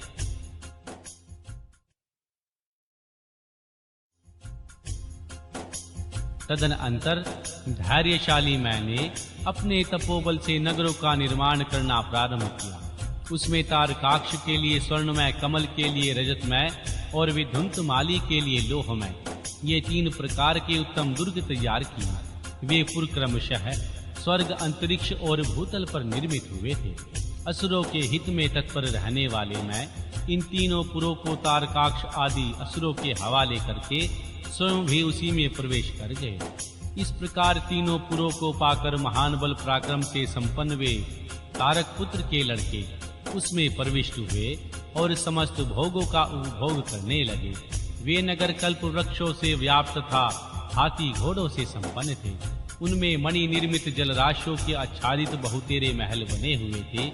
वे पगराग के बने हुए एवं सूर्य मंडल के समान चमकीले विमानों से, जिनमें चारों ओर दरवाजे लगे थे, शोभायमान होते थे। कैलाश शिखर के समान ऊंचे तथा चंद्रमा के समान उज्जवल दिव्य प्रसादों तथा गोपुरों में उनकी अद्भुत शोभा हो रही थी। वे अप्सराओं, गंधर्वों, सिद्धों तथा चारणों से खचाखच भरे थे। प्रत्येक महल में शिवालय तथा अग्निहोत्रशाला की प्रतिष्ठा हुई थी। उनमें शिव भक्ति पारायण शास्त्रज्ञ ब्राह्मण सदा निवास करते थे। वे बावली, कूप, तालाब और बड़ी-बड़ी तलैयों से तथा समूह के समूह से संयुक्त हुए वृक्षों से युक्त उद्यानों और वनों में सुशोभित थे। बड़ी-बड़ी नदियों और नादों और छोटी-छोटी सरिताओं से, जिनमें कमल खिलते हुए उनकी शोभा और भी बढ़ रही थी। उनमें संपूर्ण कामनाओं को पूर्ण करने वाले अनेकों फलों के भार से लदे हुए वृक्ष थे, जिनमें वे नगर विशेष मनोहर लगते थे। वे झुंड के झुंड मदमत गजराओं से, सुंदर सुंदर घोड़ों से, नाना प्रकार के आकार प्रकार वाले रथों एवं शिविकाओं से अलंकृत थे। उनमें समय अनुसार पृथक पृथक क्रीड़ा स्थल बने थे और वेदा अध्ययन की पाठशालाएं भी भिन्न भिन्न निर्मित हुई थी। वे पापी पुरुषों के लिए मनवाणी से भी अगोचर थे। उन्हें सदाचारी पुण्यशील महात्मा ही देख सकते थे। पति सेवा पारायण तथा कुधर्म से विमुख रहने वाली पतिव्रता नारियों ने उन नगरों के उत्तम स्थलों को सर्वत्र पवित्र कर रखा था। उनमें महाभाग शूरवीर दैत्य और श्रुति स्मृति के अर्थ के तत्व के एवं धर्म पारायण ब्राह्मण अपनी स्त्रियों तथा पुत्रों के साथ निवास करते थे। उनमें माया द्वारा सुरक्षित हो ऐसे सुदृढ़ पराक्रमी वीर भरे हुए थे, जिनके केश नील कमल के समान नीले और घुंघराले थे। वे सभी सुनिश्चित थे, जिसमें उनसे सदा युद्ध की लालसा भरी रहती थी। वे बड़े बड़े समरों से प्रेम करने वाले थे। श्री ब्रह्मा और भगवान शिव का पूजन करने से उनके पराक्रम विशुद्ध थे। वे सूर्य, मद्रुगण और महेंद्र के समान बली थे और देवताओं के मथन करने वाले थे। वेदों, शास्त्रों और पुराणों में जिन जिन धर्मों का वर्णन किया गया है, वे सभी धर्म और शिव के प्रेमी देवता वहां चारों ओर व्याप्त थे। उन नगरों में प्रवेश करके वे दैत्य सदा शिव भक्ति निरत होकर सारी त्रिलोकी को बाधित करके विशाल राज्य का उपभोग करने लगे। मुने, इस प्रकार वहां निवास करने वाले उन पुण्य आत्माओं के सुख एवं प्रीति पूर्वक उत्तम राज्य का पालन करते हुए बहुत लंबा काल व्यतीत हो गया। अध्याय 1। तारक पुत्रों के प्रभाव से संतप्त हुए देवों की श्री ब्रह्मा के पास करुण पुकार। श्री ब्रह्मा का उन्हें भगवान शिव के पास भेजना। भगवान शिव की आज्ञा से देवों का श्री विष्णु की शरण में जाना और श्री विष्णु का उन दैत्यों को मोहित करके उन्हें आचार भ्रष्ट करना। श्री सनत कुमार जी कहते हैं, महर्षि, तदन अंतर तारक पुत्रों के प्रभाव से दग्ध हुए इंद्र आदि सभी देवता दुखी हो परस्पर सलाह करके श्री ब्रह्मा जी की शरण में गए। वहां संपूर्ण देवताओं ने दीन होकर प्रेम पूर्वक पितामह को प्रणाम किया और अवसर देखकर उनसे अपना दुखड़ा सुनाते हुए कहा। देवता बोले, धात, त्रिपुरों के स्वामी तारक पुत्रों ने तथा मायासुर ने समस्त स्वर्गवासियों को संतप्त कर दिया है। ब्राह्मण, इसीलिए हम लोग दुखी होकर आपकी शरण में आए हैं। आप उनके वध का कोई उपाय कीजिए जिससे हम लोग सुखपूर्वक रह सकें। श्री ब्रह्मा जी ने कहा, देवगणों, तुम्हें उन दानवों से विशेष भय नहीं करना चाहिए। मैं उनके वध का उपाय बतलाता हूँ। भगवान शिव तुम्हारा कल्याण करेंगे। मैंने ही निदैत्यों को बढ़ाया है, अतः मेरे हाथों इनका वध होना उचित नहीं है। साथ ही त्रिपुर में इनका पुण्य भी वृद्धिगत होता जा रहा है। अतः इंद्र सहित सभी देवता भगवान शिव से प्रार्थना करें। वे सर्वाधीश यदि प्रसन्न हो जाएं, तो वे ही तुम लोगों का कार्य पूर्ण करेंगे। श्री सनत कुमार जी कहते हैं, हे व्यास जी, श्री ब्रह्मा जी की यह वाणी सुनकर इंद्र सहित सभी देवता दुखी हो उस स्थान पर गए जहां वृषभध्वज भगवान शिव आसीन थे। तब उन सब ने अंजलि बांध कर देवेश्वर शिव को भक्ति पूर्वक प्रणाम किया और कंधा झुकाकर लोगों के कल्याण करता भगवान शंकर का स्तवन किया। मुने, इस प्रकार नाना प्रकार के स्तोत्रों द्वारा त्रिशूलधारी परमेश्वर की स्तुति करके स्वर्ग साधन में निपुण इंद्र आदि देवताओं ने दीन भाव से कंधा झुकाए हाथ जोड़कर प्रस्तुत स्वार्थ को निवेदन करना आरंभ किया। देवताओं ने कहा, महादेव, तारक के पुत्र तीनों भाइयों ने मिलकर इंद्र सहित समस्त देवताओं को परास्त कर दिया है। भगवान, उन्होंने त्रिलोकी की तथा मुनीश्वरों को अपने अधीन कर लिया और संपूर्ण सिद्ध स्थानों को नष्ट भ्रष्ट करके सारे जगत को पीड़ित कर रखा है। वे दारुण दैत्य समस्त यज्ञ भागों को स्वयं ग्रहण करते हैं। उन्होंने ऋषि धर्म का निवारण करके अधर्म का विस्तार कर रखा है। हे शंकर, निश्चय ही वे तारक पुत्र समस्त प्राणियों के लिए अवध्य हैं, इसलिए स्वेच्छा अनुसार सभी कार्य करते रहते हैं। प्रभो, ये त्रिपुर निवासी दारुण दैत्य जब तक जगत का विनाश न कर डालें, उसके पहले ही आप किसी ऐसी नीति का विधान करें जिससे इनकी रक्षा हो सके। श्री सनत कुमार जी कहते हैं, हे मुने, यों भाषण करते हुए उन स्वर्गवासी इंद्र आदि देवों की बात सुनकर भगवान शिव उत्तर देते हुए बोले। भगवान शिव ने कहा, देवगण, इस समय वो त्रिपुरधीश महान पुण्य कार्यों में लगे हुए हैं और ऐसा नियम है, जो पुण्यात्मा हो उस पर विद्वानों को किसी प्रकार भी प्रहार नहीं करना चाहिए। मैं देवताओं के सारे महान कष्टों को जानता हूँ, फिर भी वे दैत्य बड़े प्रबल हैं, अतः देवता और असुर मिलकर भी उनका वध नहीं कर सकते। वे तारक पुत्र सबके सब पुण्य आत्मा संपन्न है, इसीलिए उन सभी त्रिपुरवासियों का वध दुस्साह है। यद्यपि मैं रण कर्कश हूँ, तथापि जानबूझकर मैं मित्रद्रोह कैसे कर सकता हूँ, क्योंकि पहले किसी समय श्री ब्रह्मा जी ने कहा था, मित्रद्रोह से बढ़कर दूसरा कोई पाप नहीं है। सत्य पुरुषों ने ब्रह्म हत्यारे, शराबी, चोर तथा व्रत भंग करने वाले के लिए प्रायश्चित का विधान किया है, परंतु कृत धन के उद्धार का कोई उपाय नहीं है। देवताओं, तुम लोग भी तो धर्मज्ञ हो, धर्म दृष्टि से विचार कर तुम ही बताओ, जब वे दैत्य मेरे भक्त हैं तब मैं उन्हें कैसे मार सकता हूँ। इसलिए अमरो, जब तक वे दैत्य मेरी भक्ति में तत्पर हैं तब तक उनका वध असंभव है। तथापि तुम लोग भगवान विष्णु के पास जाकर उनसे यह कारण निवेदन करो। तदनंतर देवगण भगवान विष्णु के समीप गए। उनके द्वारा ऐसी व्यवस्था की गई जिसमें वे असुर शैव सनातन धर्म से विमुख होकर सर्वथा आचार पारायण हो गए। वैदिक धर्म का नाश होने से वहां स्त्रियों ने पतिव्रत धर्म छोड़ दिया, पुरुष इंद्रियों के वश में हो गए, स्त्री पुरुष सभी दुराचारी हो गए। देवराधन, श्राद्ध, यज्ञ, व्रत, तीर्थ, शिव, विष्णु, सूर्य, श्री गणेश आदि का पूजन, स्नान, दान आदि सभी शुभ आचरण नष्ट हो गए। तब माया तथा आलक्ष्मी उन पुरों में जा पहुंची। तब से प्राप्त लक्ष्मी वहां से चली गई। इस प्रकार वहां अधर्म का विस्तार हो गया। मुने, तब शिव इच्छा से भाइयों सहित उन दैत्यराज की तथा मैं की भी शक्ति कुंठित हो गई।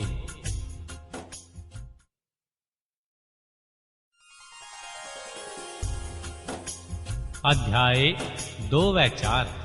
देवों का भगवान शंकर के पास जाकर उनका स्तवन करना।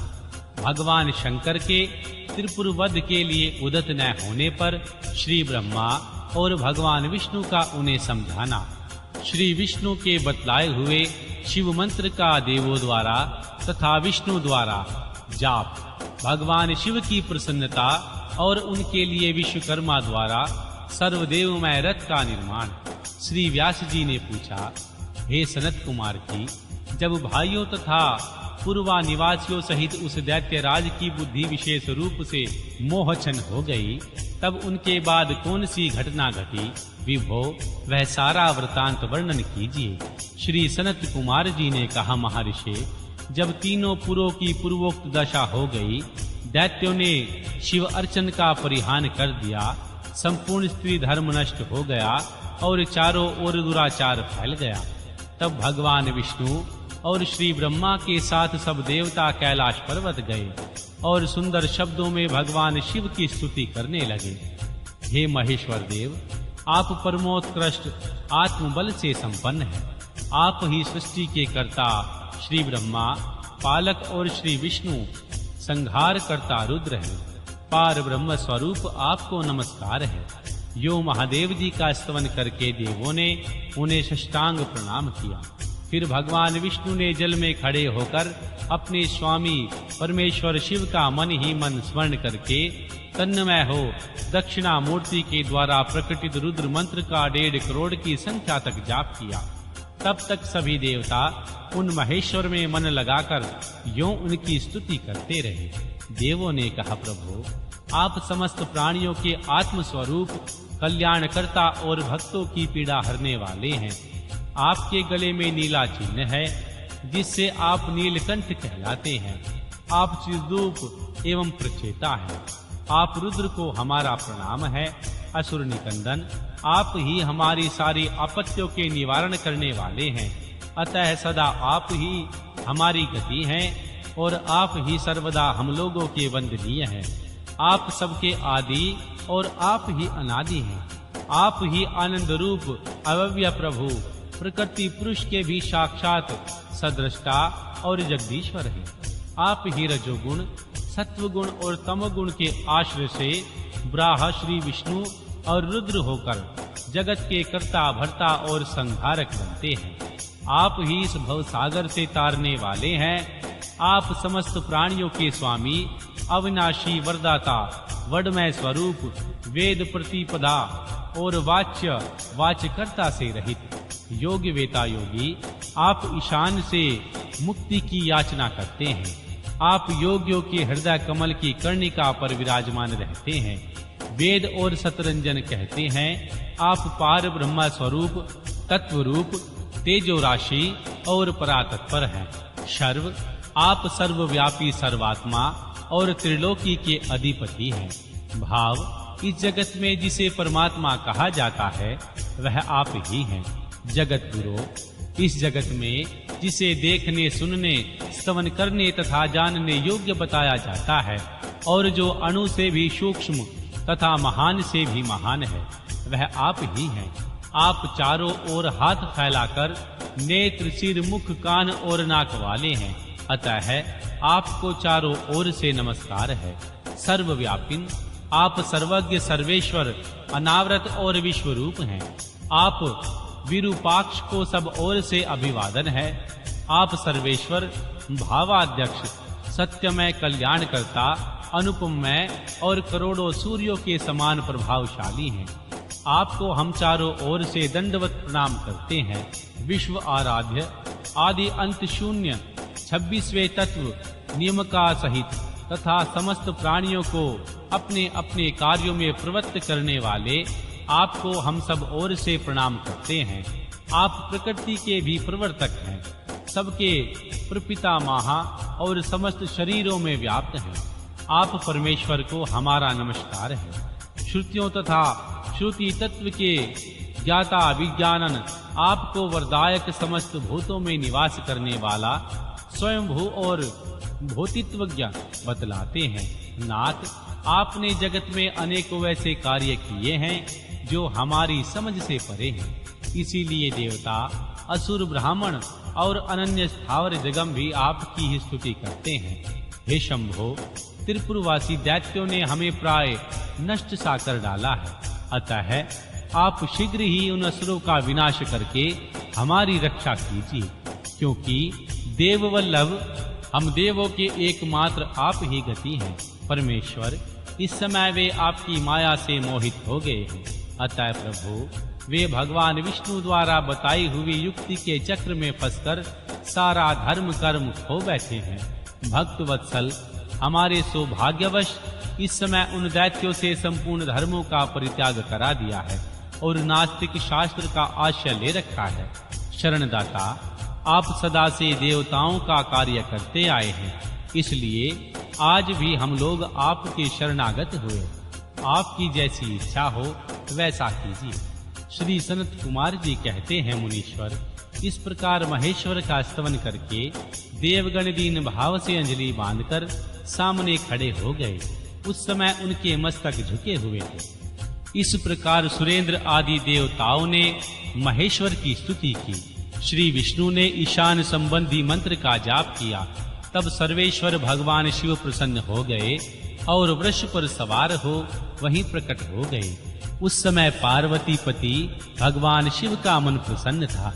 उन्होंने नंदीश्वर की पीठ से उतरकर श्री विष्णु का आलिंगन किया और फिर वे नंदी पर हाथ फेरकर खड़े हो गए और संपूर्ण देवताओं की ओर कृपा भरी दृष्टि से देखकर गंभीर वाणी में श्री हरि से बोले। भगवान शंकर ने कहा, देव श्रेष्ठ, उन अधर्मनिष्ठ दैत्यों की तीनों पुरी को मैं नष्ट कर डालूंगा, इसमें संशय नहीं है। परंतु वे महादात्य मेरे भक्त थे और उनका मन सुदृढ़ रूप से मुझ में लगा रहता था। अतः यद्यपि इस समय उन्होंने व्याजवश उत्तम धर्म का परित्याग कर दिया है, तथापि क्या वो मेरे ही द्वारा मारने योग्य हैं? इसीलिए उन्होंने त्रिपुरवासी सारे दैत्यों को धर्म भ्रष्ट करके मेरी भक्ति से विमुख कर दिया है। वे विष्णु अथवा अन्य कोई ही उन्हें क्यों नहीं मारते? मुनीश्वर शंभु के ये वचन सुनकर उन समस्त देवताओं का तथा श्री हरि का भी मन उदास हो गया।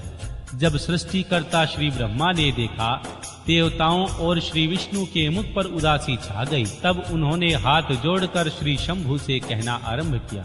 श्री ब्रह्मा जी बोले, परमेश्वर, आप योग वेताओं में श्रेष्ठ पार ब्रह्म तथा सदा से देवों और ऋषियों की रक्षा में तत्पर हैं, अतः पाप आपका स्पर्श नहीं कर सकता। साथ ही आपके आदेश से ही उन्हें मोह में डाला गया, इसके प्रेरक तो आप ही हैं। इस समय अवश्य ही उन्हें धर्म का परित्याग कर दिया है और वे आपकी भक्ति से विमुख हो गए हैं, तथापि आपके सिवा दूसरा कोई उनका वध नहीं कर सकता। देवों और ऋषियों के प्राण रक्षक महादेव, साधुओं की रक्षा के लिए आपके द्वारा उन मलेच्छों का वध करना उचित है।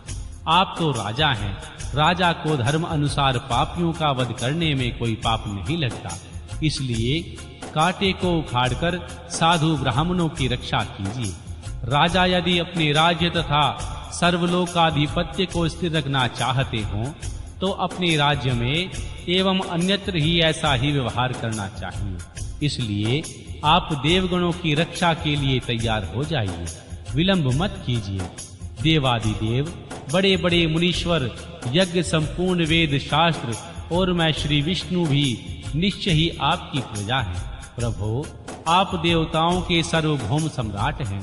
ये श्री हरि आदि देवगण तथा सारा जगत आपका ही कुटुंब है। ऐ जन्मादेव, यदि श्री हरि आपके युवराज हैं और मैं श्री ब्रह्मा आपका पुरोहित हूँ तथा आपकी आज्ञा का पालन करने वाले शक्र कार्य संभालने वाले मंत्री हैं, सर्वेश अन्य देवता भी आपके शासन के निमंत्रण में रहकर सदा अपने अपने कार्य में तत्पर रहते हैं। ये बात बिल्कुल सत्य है। श्री सनत कुमार जी कहते हैं, व्यास जी श्री ब्रह्मा की यह बात सुनकर सुरपालक परमेश्वर भगवान शिव का मन प्रसन्न हो गया। उन्होंने श्री ब्रह्मा जी से कहा, भगवान शंकर बोले, ब्राह्मण, यदि आप मुझे देवताओं का सम्राट बतला रहे हैं तो मेरे पास उस पद के योग्य कोई ऐसी सामग्री तो है ही नहीं जिसे मैं उस पद को ग्रहण कर सकूं, क्योंकि न तो मेरे पास कोई महान दिव्य रथ है, न उनके उपयुक्त सारथी हैं और न संग्राम में विजय दिलाने वाले वैसे धनुष बाण ही हैं जिन्हें लेकर मैं मनोयोग पूर्वक संग्राम में उन प्रबल दैत्यों का वध कर सकूं। यो कहकर वो चुप हो गए। परंतु शिव जी को शीघ्र प्रस्तुत होते ना देख समस्त देवता, कश्यप आदि ऋषि अत्यंत व्याकुल तथा दुखी हो गए। तब भगवान श्री हरि ने उनसे कहा, भगवान विष्णु बोले, देवों तथा मुनियों, तुम लोग क्यों दुखी हो रहे हो? तुम्हें अपने सारे दुख का परित्याग करना चाहिए। अब तुम सब लोग आदर पूर्वक मेरी बात सुनो। देवगण, तुम ही लोग विचार करो, महान पुरुषों की आराधना सुखाद्य नहीं होती।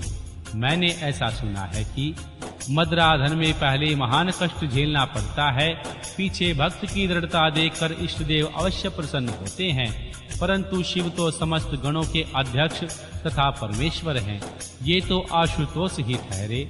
अतः पहले ओम का उच्चारण करके फिर नमः का प्रयोग करें, फिर शिवाय 2 बार कह दो, शुभम का उच्चारण करें, इसके बाद 2 बार कुरु का प्रयोग करके फिर शिवाय नमः ओम जोड़ दें। ऐसा करने से ओम नमः शिवाय शुभ शुभ कुरु कुरु शिवाय ओम नमः यह मंत्र बनता है।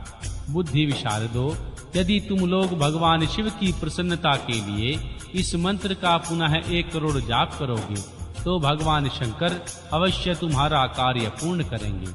मुने, प्रभावशाली श्री हरि ने जब यो कहा तब सभी देवता पुनः शिव आराधना में लग गए। तत्पश्चात श्री हरि भी देवों तथा मुनियों के कार्य की सिद्धि के लिए शिव में मन लगाकर विशेष रूप से विधि पूर्वक जाप में तत्पर हो गए।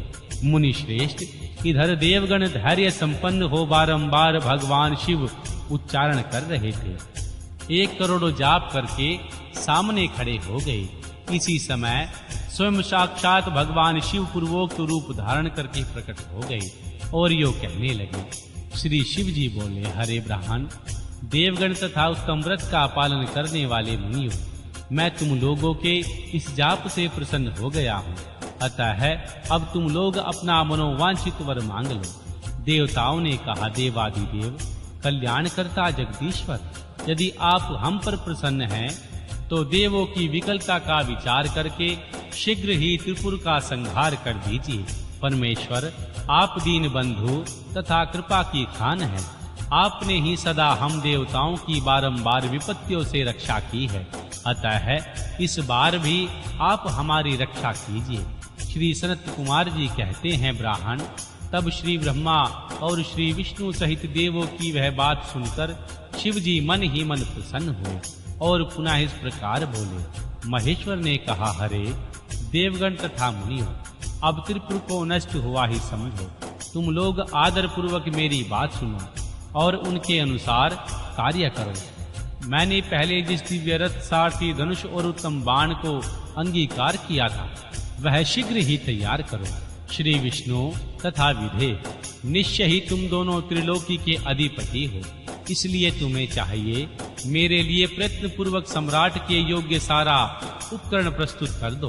तुम दोनों सृष्टि के सृजन और पालन कार्य में नियुक्त हो, अतः त्रिपुर को नष्ट हुआ समझकर देवताओं की सहायता के लिए यह कार्य अवश्य करो।